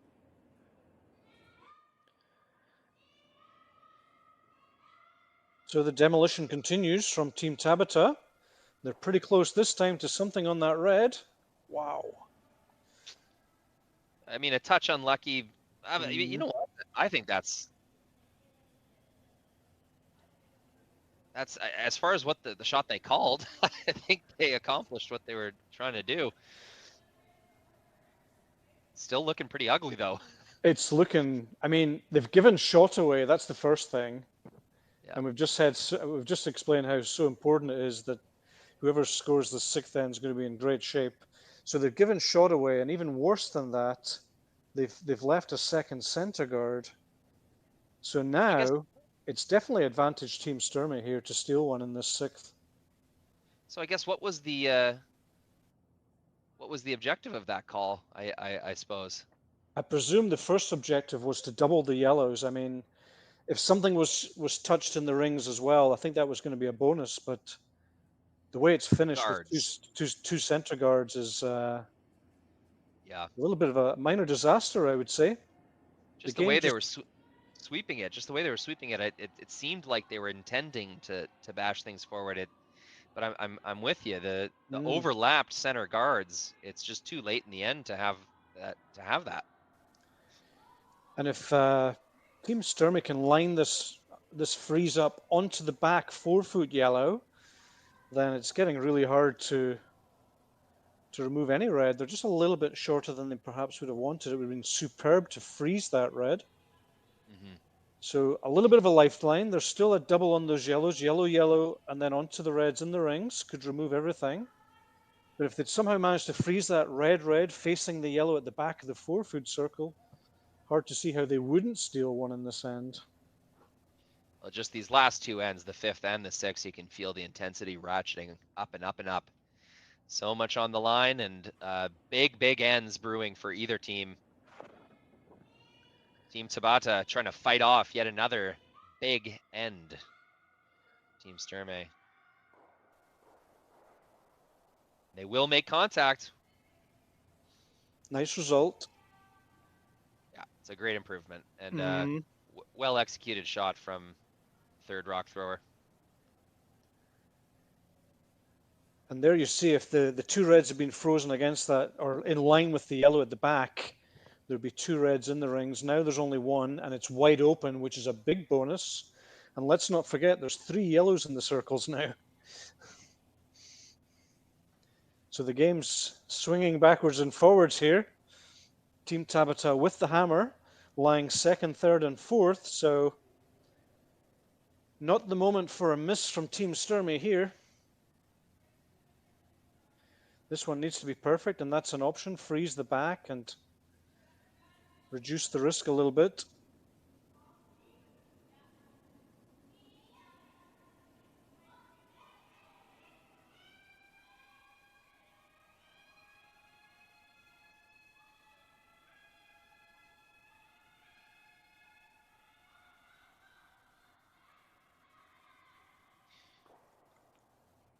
can hear the sweep calls from the adjacent sheet, where Team Yoshimura did respond in the 5th end with a deuce of their own. It's now 5-4. Kate Cameron leads with hammer in the 6th.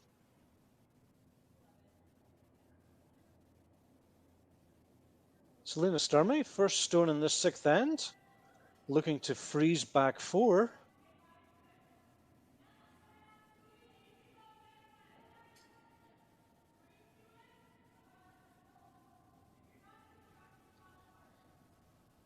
It's a dangerous situation, Rory, if because that red on the other side there can be run onto that red, for example. There is a double there. Interesting, Team Tabata thinking first about hitting and rolling underneath the center guards and getting 2 that way. But they could also choose to hit the left side of the red as we look on the overhead and pick the 2 reds out. Might be a little bit of a catcher at the back depending on the angles, but and now electing to go for top of the button.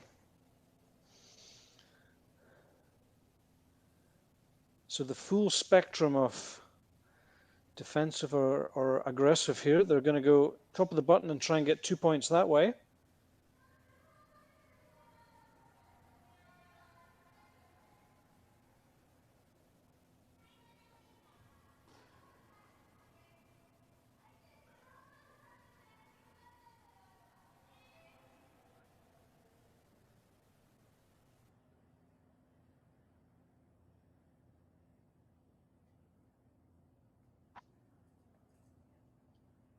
And that red on the right side as we look on the main graphic, that can be used by Team Sturmay to wick off that red or use that red to get some sort of force towards the button. So Team Tabata will need to be really careful where they leave this rock, or they could be facing a very unpleasant situation with their last. Yeah, and I understand the thinking. Well, if we're going to score 2 in the 4-foot, we may as well just place our rock there. No need to hit and roll. It's not like that Sturmay stone is particularly dangerous. You need a good sweep. But that's what I mean. Now, you see, isn't there a double using your own red there? I'm not yeah. If you know, just a hack weight. It doesn't need to be a bullet. It could just be hack. Just try and catch a third of your own rock. And then, as I say, you're looking at a really nasty last stone because the shooter here will finish top of the button. That's why I didn't like that stone so much. Okay, yeah, I see what you mean. And it's kind of a principle that you can apply, you know, in any end, at any position. If there's one sort of in-off angle, you as the team who uses it, you take it away for the other team. It's no longer Correct. there for the opponent. So that's one of the temptations into making it work like that. It was the first thing she indicated, actually, Skip Tabata. She indicated to remove the red and flop onto the button. And looking at that setup, I think that would have been a good bit better than this.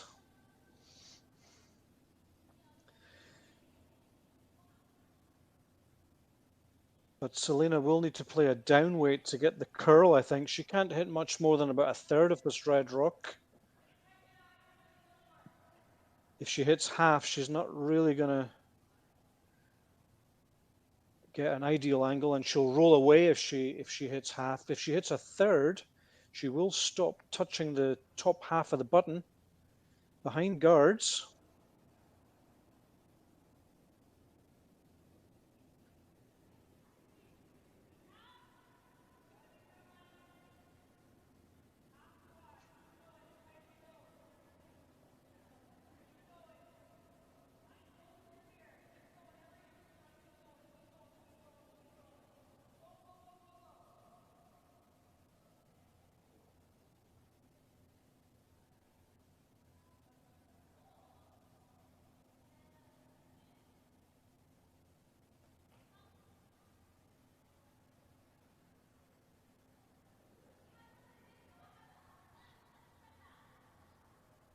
So Team Sturmay having a long look at this, and rightly so. Could come down and freeze the yellow. But as we said, if you could ever steal this 6th end, The odds are in your favor that you win the game. One of those rare situations where giving one is maybe not the first priority from here, I would say. Could come down, catch about a third of her own red rock, flop over and remove the yellow from the forefoot. Yeah, that would make it quite Give herself difficult a to score. really difficult shot with her last.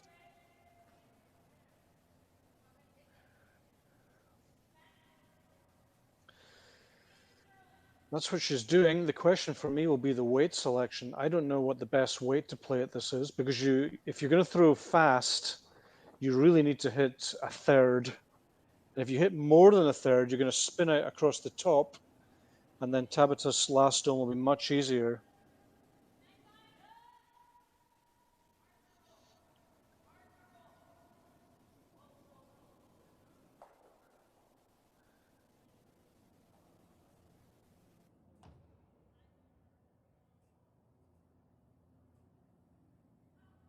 Selena Sturmay with her last stone of the sixth end, looking to come in off her own shooter, remove the stone on the button, and lie 2 points behind guards.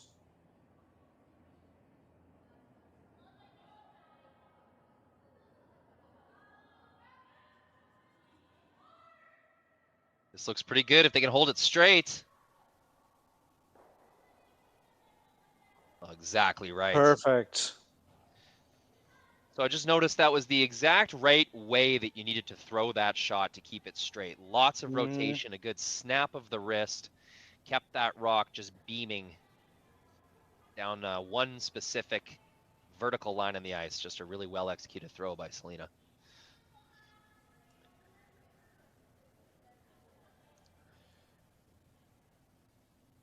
Didn't expect this setup from this end, Rory. Now Team Tabata's got a slightly tough shot just to get her 1 point. I'm wondering if she can come onto the back and still get shot. If she comes onto the red at the back of just behind the button. The way these rocks are curling, I wouldn't be surprised. Momoha Tabata with her last stone in the sixth.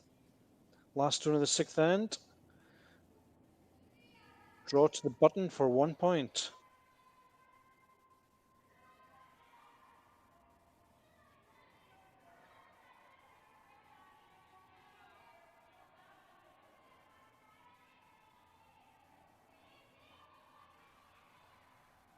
Waiting for this to curl. And there's that snap. They seem to be pretty happy. And just like you said, the curl at the end, they did come to the back one, not even half a stone, and Incredible. It was enough. Yeah. So, never in doubt from Team Tabata, scoring one in the sixth. They go into a 4-3 lead. Seventh end coming up in just one moment.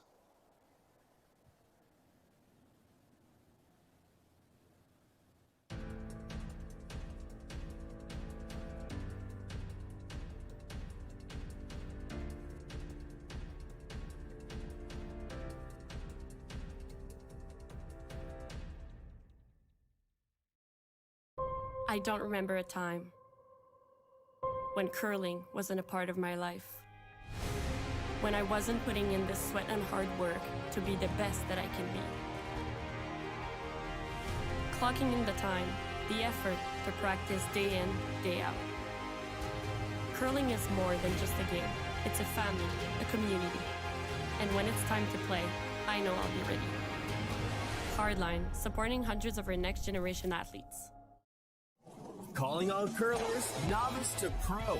Asham Curling Supply's patented rotator disc system lets you customize your slider right in the store. Velcro attachments make it easy to find the sliding platform that's right for you. Shop Asham Curling Supplies, 700 McPhillips, online at asham.com.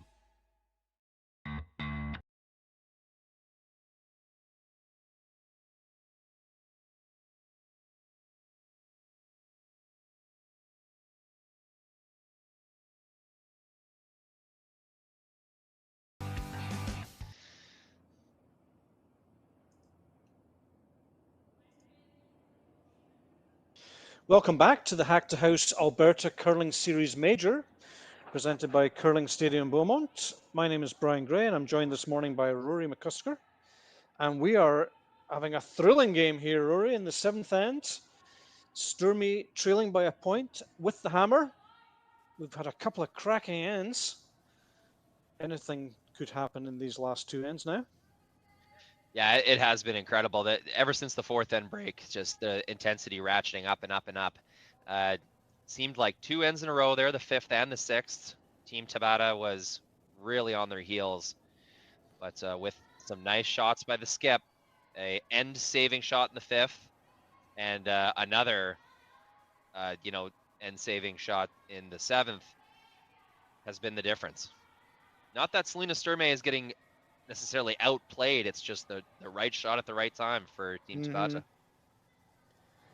And Team Tabata's troubles on that end started actually with the lead stone being a little bit short, and it was almost like a second center guard, and the whole end seemed to follow from that. So just a reminder how important those lead stones are. Paige Papley, lead for Team Sturmay, has had a very strong game, but does throw her first rock through the rings. Unintentional. Little miss there.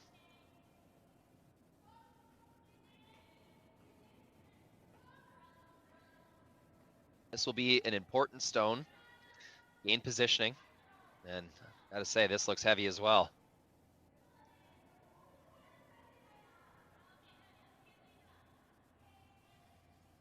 To the back of the rings that goes, and will it go through again? My goodness. Looks like it's just hanging on there.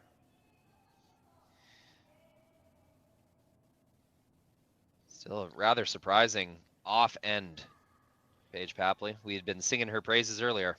She's been a rock all weekend from what I've seen. That's the first time she hasn't come up with the goods.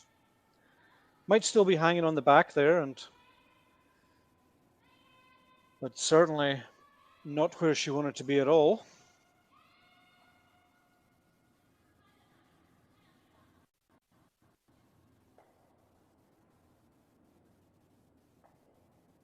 Sei Yamamoto, second player on this Japanese team. Looking to freeze the yellow counter at the top of the 4-foot. Just a little update from the other quarterfinal game on the ice. It is Kate Cameron with a single point in the 6th end. She'll carry a 2-point lead into the 7th over Sayaka Yoshimura. Both these teams from Sapporo, Japan, the northernmost island. Or perhaps not the northernmost island, but one of the northern islands of Japan. We always consider, or not always, but it's tempting to consider, just a Japanese team and leave it at that. But they are quite regional, especially the Korean teams as well. Very competitive in their regional playdowns. So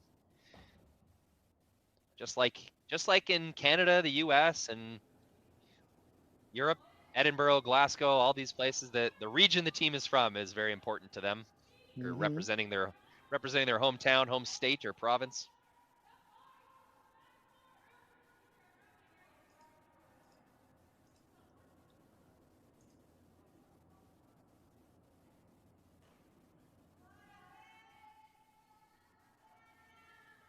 While you were talking there, Rory, Desiree with a beautiful double takeout to clean things up a little bit. This one also a little bit on the long side. Wow, this half in the ice must be tricking the teams a little bit. It isn't, it is fairly common for one side of the sheet to be a little quicker than the other. Oftentimes, coming home, as they would say, is a little quicker, but I have certainly played it at curling clubs where going away seems to be a little quicker. And do we have another one from Desiree? Just misses barely, but gets the guard off the center line. Still a helpful shot.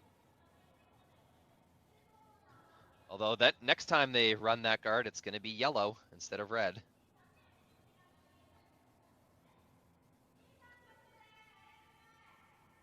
Of course, an option here for Team Sturmay would be the blank, but with those two hanging around at the back of the 12 foot, that might be not so easy to achieve. Blank end and take the hammer into the 8th end.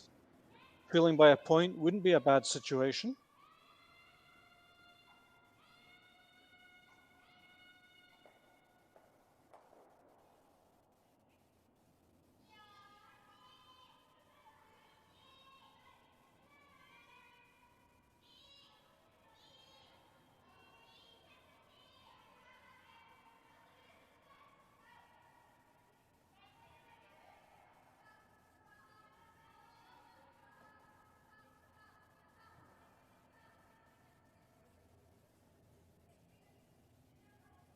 A nice little overlap.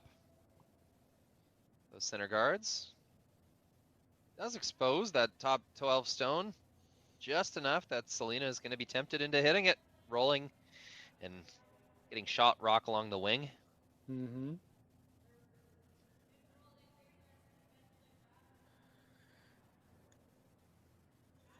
If she tries the double here, she might be thinking in the back of her mind about a blank.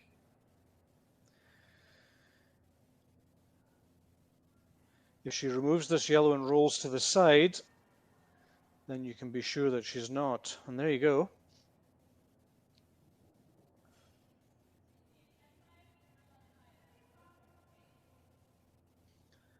So a down weight, remove the yellow, roll to the edge of the 8 foot perhaps.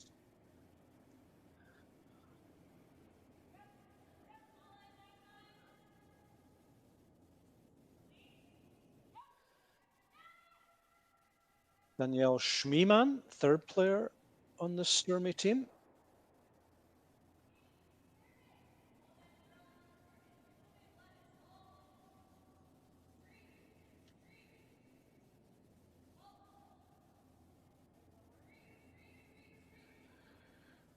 I'm going to get a nice roll away from the center, shot position.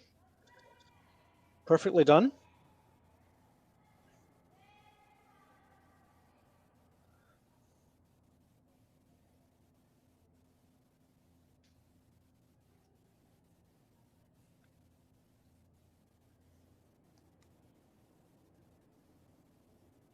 Miku Nahira, third player on this Sapporo team.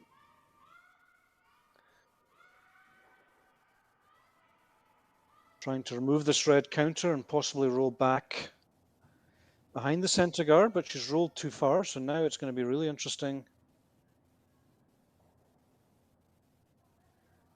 Yeah, what will Sturmay choose? That biter in the back 12 all of a sudden becoming somewhat relevant. We don't know if it's in the 12 foot or not.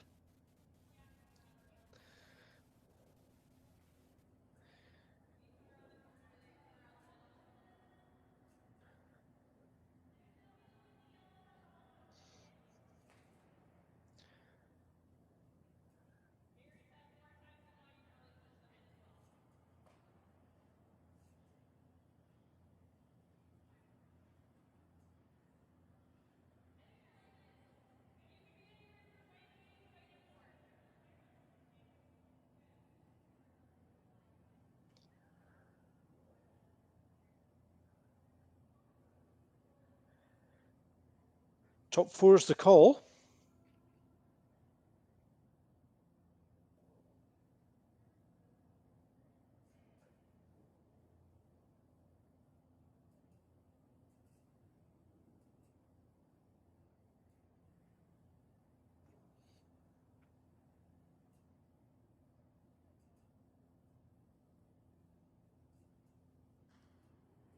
Another good discussion with her sweepers, managing the path, understanding what this is going to do. It is a very critical time in the game.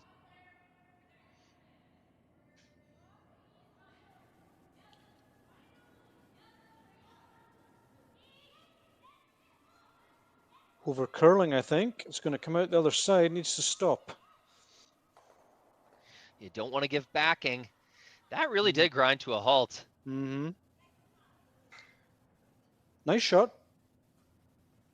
Yeah, ends up in a good spot.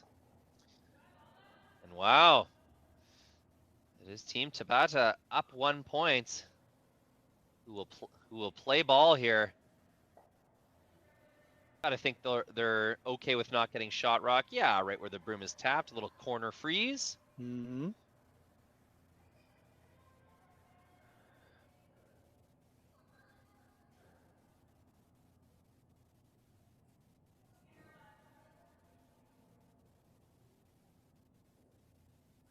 So Skip Tabata with her first stone in the 7th end. Out turn, come around, try and glue onto that red in the 4-foot circle.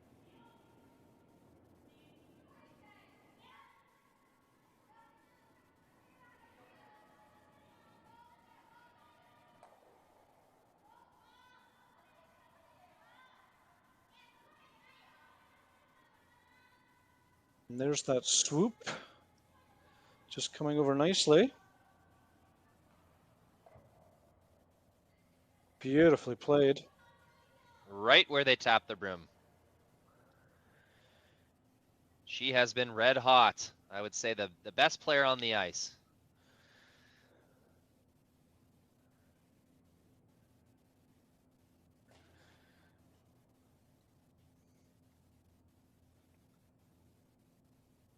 I agree.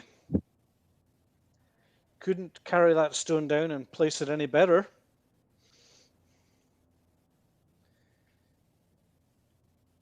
Leaves the option with her last to possibly tap yellow onto red, or depending where this stone stops, from Selena, looking to play back of the 4-foot circle, but got to be careful that she doesn't stop there somewhere and leaving a freeze. Mm-hmm.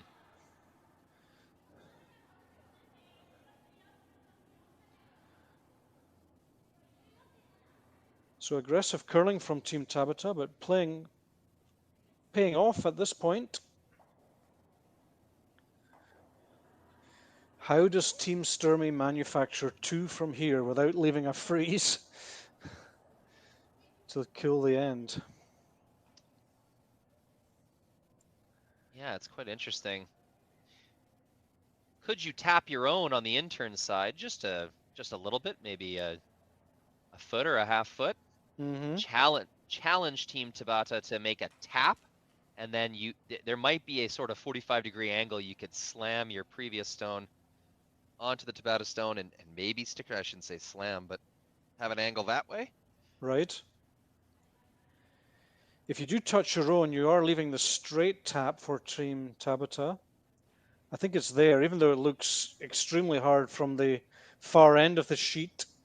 I think there's enough curl there to get to nose. Tap at 1 foot. That's the only downside of removing that red or moving that red somewhere else. But you could certainly tap your red and then roll away, perhaps roll to the 3 o'clock position on the 4-foot circle.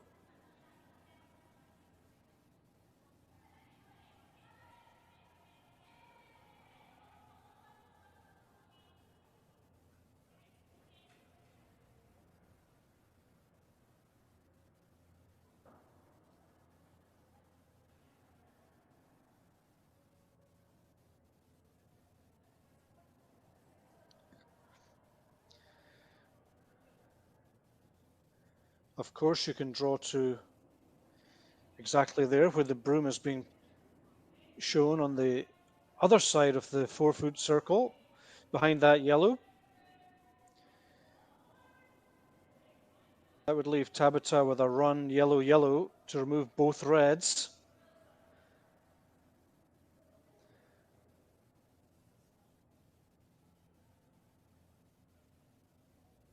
A little coach time here. I know Ted Appleman was working with this team at the Scotties, the Alberta Scotties last year. I don't think that's him though.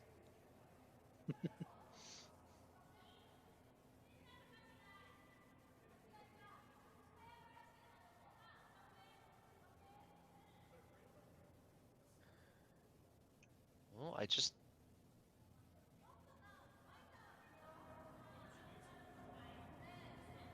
Oh, never mind. That is Ted.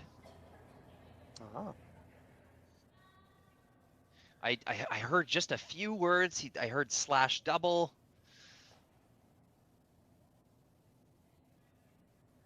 So that they don't want to leave Tabata a chance to remove both this shot and the one that's already in the forefoot. So Exactly, and that's the problem, Rory. If you sit pretty much just behind that yellow, same height as the other red, then you're just asking Tabata to play yellow, yellow, and remove both reds.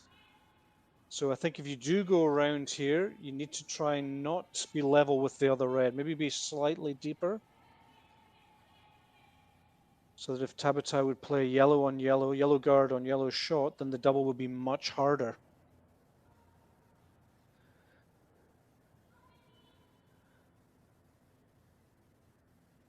So by all means go behind this yellow, but don't leave the reds level.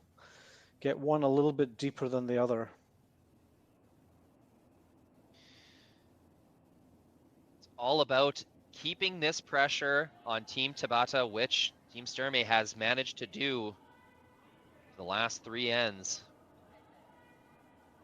Hoping that the skip will crack at a certain point.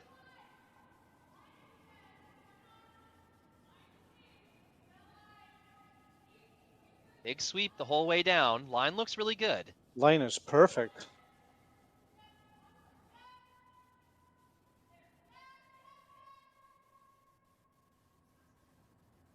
They settle in just behind the tee line. It's a bit of a mistake, but still a challenging shot for Team Tabata. And,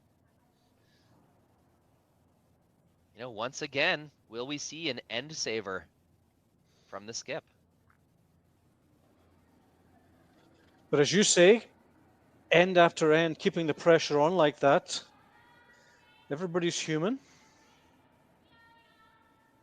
This is certainly a good bit tougher than the previous shot that she made to backing for her 1 point a couple of ends back.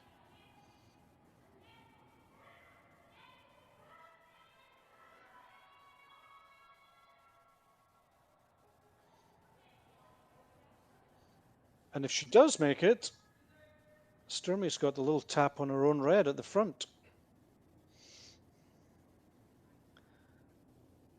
So, Momoha Tabata, her last stone in the 7th. Possibly trying to freeze the red at the back of the button. Looks to be a little bit wide, maybe a little bit long.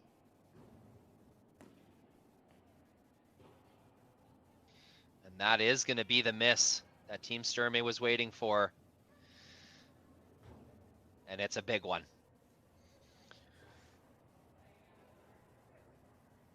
I Unable agree. to save her team. Very, very difficult window to ask the skip to put that in without over curling, settling right on the button like that. That was a tough ask. Yeah, if you graze the front yellow, you lose 3. If you basically sit 3/4 in front of that red, then they have a fairly simple tap for at least 2. So it was a really tough position they left. Even though she went behind the tee line, it was actually a lot harder than I first thought. And now, Sturmay with a really great chance to pick up a 3 in this game. Selena Sturmay, last stone in the 7th. Button Draw draw weight for has 3. Draw weight has been a bit of an issue this weekend. I hope she uses her sweepers this time. She has a tendency to miss heavy, and you can see Paige signaling that this is up. And we can see from the line that it's getting better. It's a little bit on the long side, but it should finish. Here it comes, and it's perfect. Beautiful Nice throw. shot. And Team Sturmay, for the first time in this game, racing ahead 2 points, 6 points to 4 after 7. Team Tabata with the hammer in the 8th end, coming right up just after this. Handcrafted in Canada, Hardline's Ice Pad has revolutionized curling for over a decade.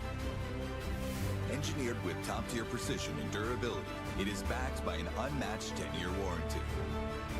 Designed for curlers at all levels to sweep effortlessly with maximum efficiency, it is trusted by the world's best curlers, including Olympic and world champions. It is quite simply the best broom in the game. Hardline. Join the revolution. Gripper first. Don't forget your brooms. Yep, you got it. Yellow. Come on up. Okay, well, what do you got? You got one, you got two, you got... Just one more throw, please. You make moments like these possible. Calling all curlers, novice to pro. Ashland Curling Supply's patented rotator disc system lets you customize your slider right in the store. Velcro attachments make it easy to find the sliding platform that's right for you. Shop Ashland Curling Supplies, 700 McPhillips, online at ashland.com. Wrong guy. Ed? Hans Groundlob.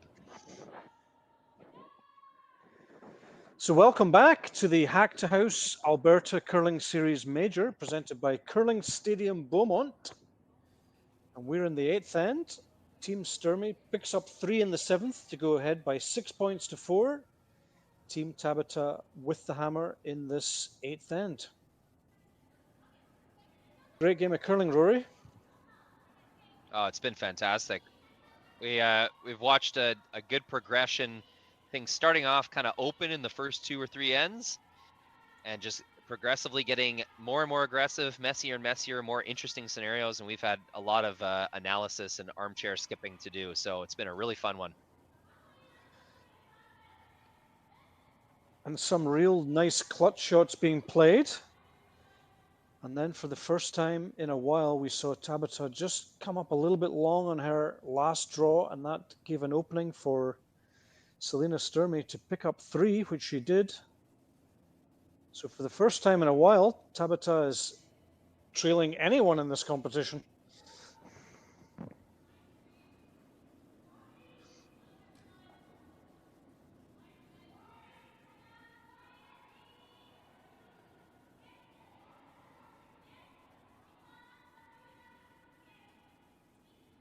So Paige Paplay's first guard just coming off the center line, so they've chosen to go around that.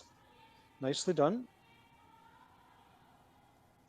Yeah, those stones are lined up. Not directly on the center line, but still pretty good positioning.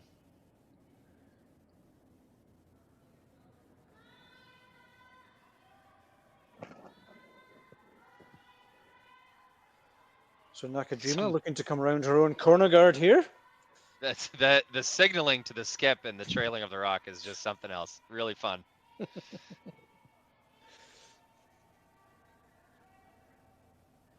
She's saying she's long, but she's not that long. Maybe a little bit, but very nice result. And just sticking on the outside edge, as we talked about earlier. So pretty good result there. Yeah, I'm calling this 4 made shots by front end, unless Paige's first one was supposed to be in the rings, but it's your pretty normal beginning to an end. Center draw around, corner draw around. So this is the fifth stone off this end, and of course can't remove anything quite yet. So looking to play perhaps top 12. Wouldn't expect a second center guard here.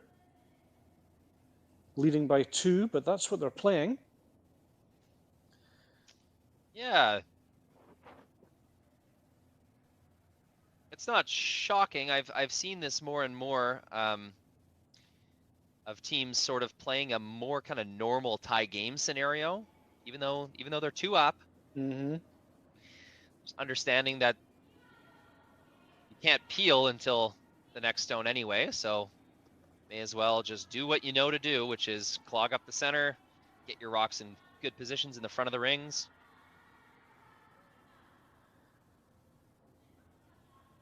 Some teams experimenting with the idea of sort of corner guard tick, the little bunt shot where they'll remove the corner guard from. It seems to trend sort of up and down, team to team type decision. Ticket and roll into the rings. Well, that'd be ideal, wouldn't it? Mm-hmm.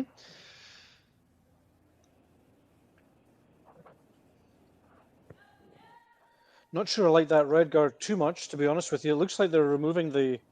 Looks like they're going to try and remove the middle red guard.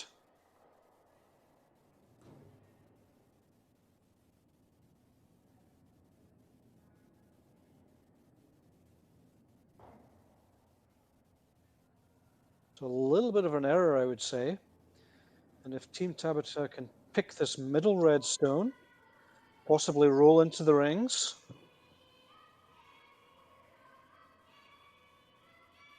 Then the red guard that remains will function as a corner guard, and there we go. It looks really nice. Yeah. Is it going to hang around? It is. Look at that. That's a beautiful stone.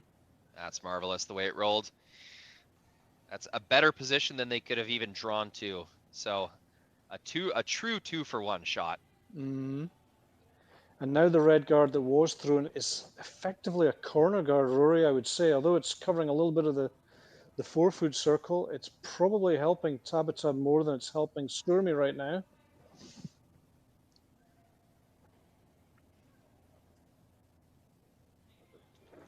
Yeah, I mean, with a good amount of weight, a nose hit on this corner guard will remove all 3 yellows.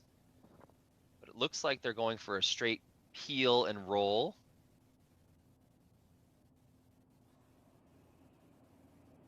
Peel with a tolerance for a roll. Mm-hmm.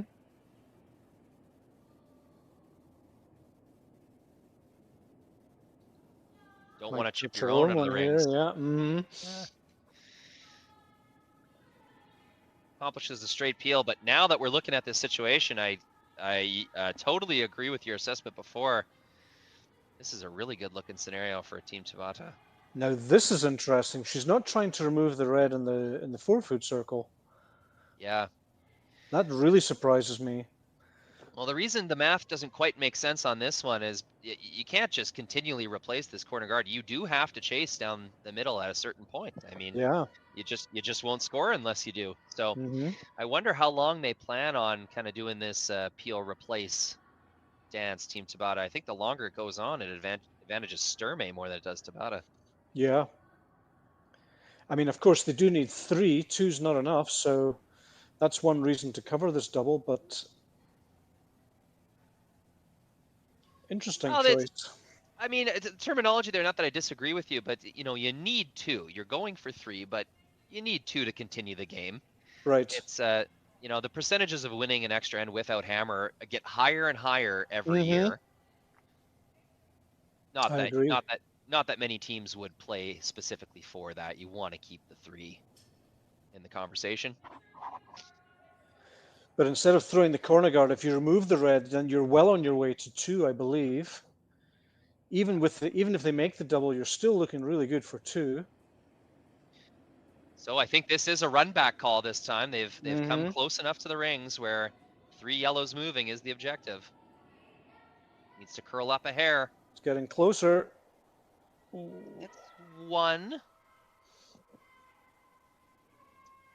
Not an awesome scenario, or sorry, not an awesome result. You definitely left an obstacle on that corner guard side and left a single rock on the wing. Mm-hmm. And now, because it's only 1 yellow, it looks like they're going to attack this red now in the 4-foot circle.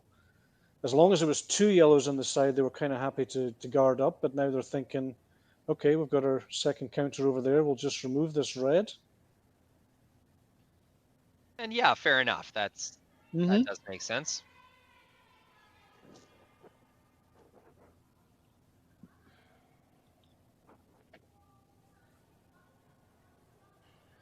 They're going to go around again. They're going to go perhaps freeze the yellow or somehow get behind the red guard.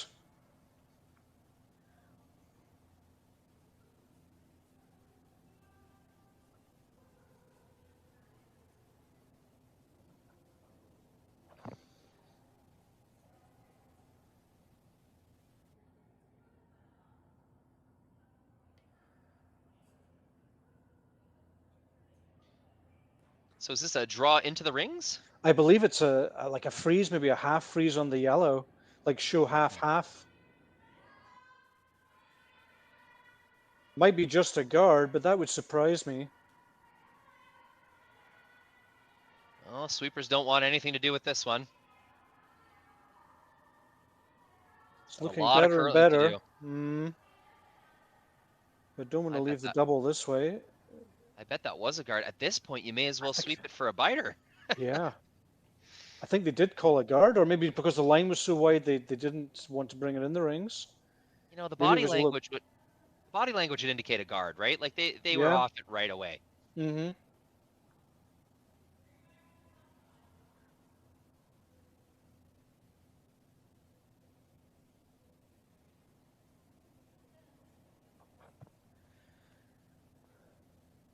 So with just 3 rocks to go, Selena could call their bluff here and just guard up.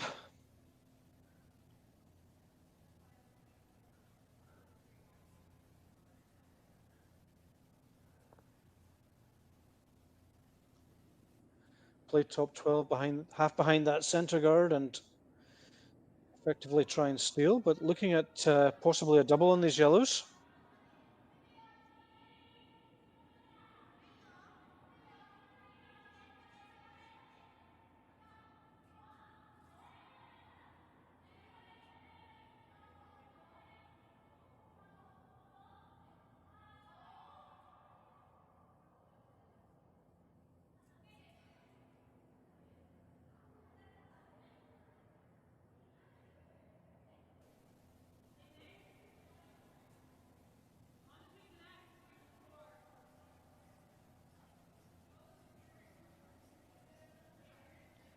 Yeah, well, just with the distance that those yellow rocks are, I like this call. If that guard was any higher, I don't know if it would be worth it to take on the run, but Mm-hmm.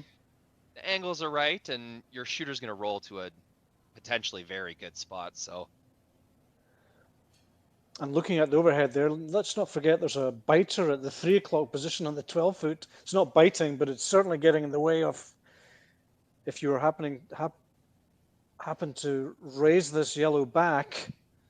That biter at you see it at the very left of the big graphic could also catch something. Need to be careful here. she's on the wrong side of this right now. Yep. It's one, does not get two, leaves an overlapped corner guard scenario. Not ideal at all. That's not good. Yep. So So with they could no go in the access, freeze. Yeah. Sorry.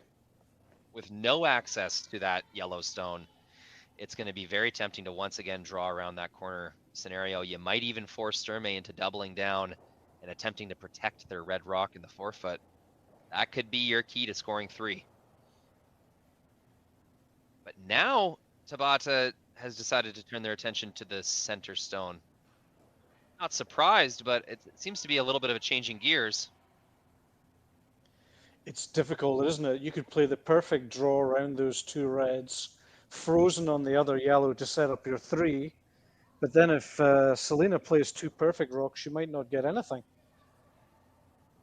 So I think this is probably the correct call. I think you have to attack this. Even though they've kind of given you a chance for 3 at the side there, I think you need to attack the red in the 4-foot circle now, or you might run out of rocks.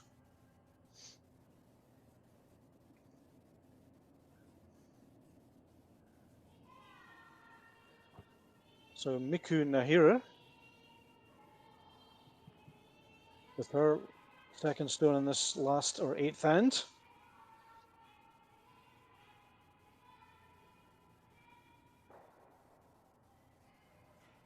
Perfectly done.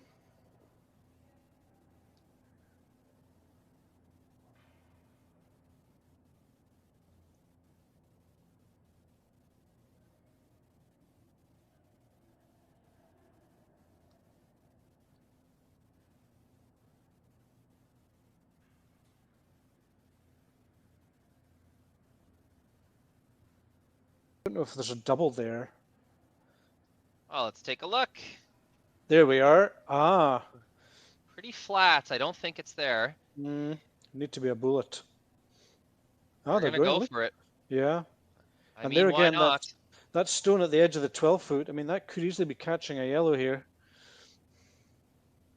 Even just a nice flat roll to get your rock side to side with that yellow is gonna go a long way. Mm-hmm. It's a big Possibly what shot they're here. actually, it's possibly what they're actually calling here. I think the double's a bit too flat as well. Hitting this too thin and rolling out would be not a good result. So, gotta That would. get something out of this red stone. Mm-hmm. So Selena Sturmay, first of her 2 stones in this 8th end. Gotta come up. Gets half a rock, pushes it, and the jam that you've been talking about all end long, Brian, that comes into play. And it's second shot. So the 3 is still Yes, it on is. here. Oh, the 3 is very on. Interesting. She's looking to roll to the button. Yeah, is she forgetting how much it curls? I think it's more than there. You very easily could get a roll to the wing here. Yeah. It would leave a freeze, like a corner freeze opportunity for Sturmay to completely take the game away.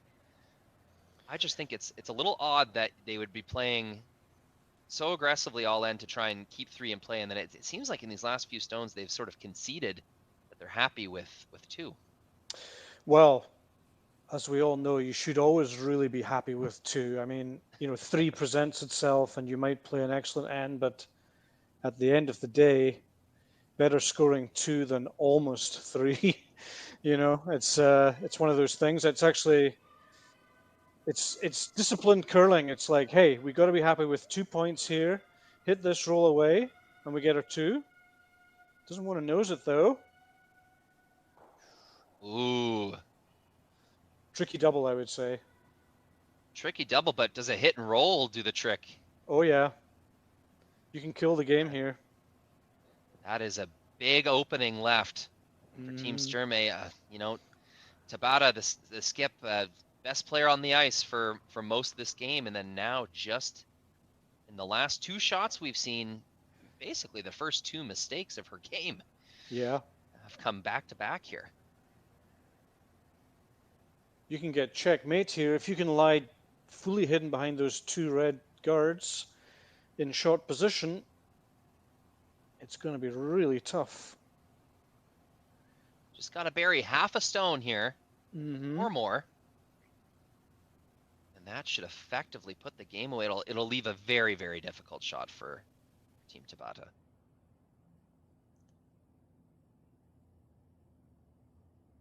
So Selena Sturmay with her last stone in this 8th end, looking to remove this yellow counter. Roll perhaps half or 3/4 hidden behind these 2 guards. This is not moving very much at all. Sounds good though. On and off, on and off. And that's exactly what we're talking about. Did it roll enough though? Is there a backline tap?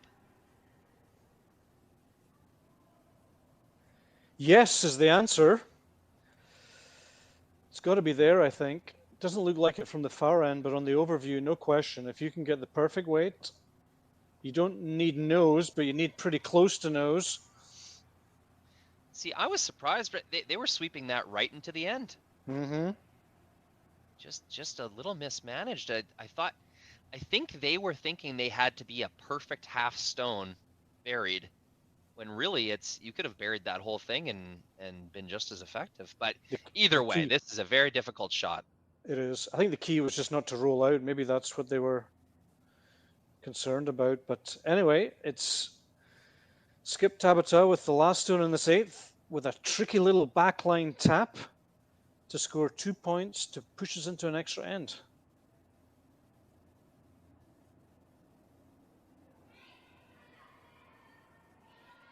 Kind of flips that rock back to the center line. Need a lot of movement to make it happen here, and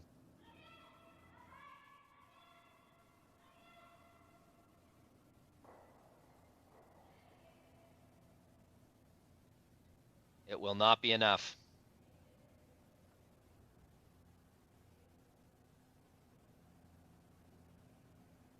Well, there you have it, Brian.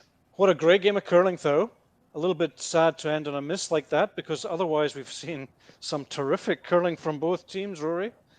Pleasure to watch this game with you, and I have to say congrats to Team Sturmay. They've picked themselves up from yesterday's loss and come back to beat this team, so kudos to them. Hey, run the sea.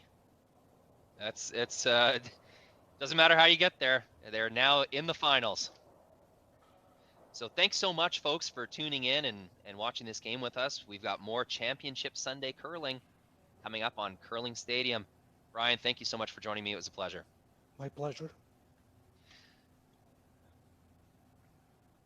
I don't remember a time when curling wasn't a part of my life. When I wasn't putting in the sweat and hard work to be the best that I can be. Clocking in the time, the effort to practice day in, day out. Curling is more than just a game. It's a family, a community. And when it's time to play, I know I'll be ready. Hardline, supporting hundreds of our next generation athletes.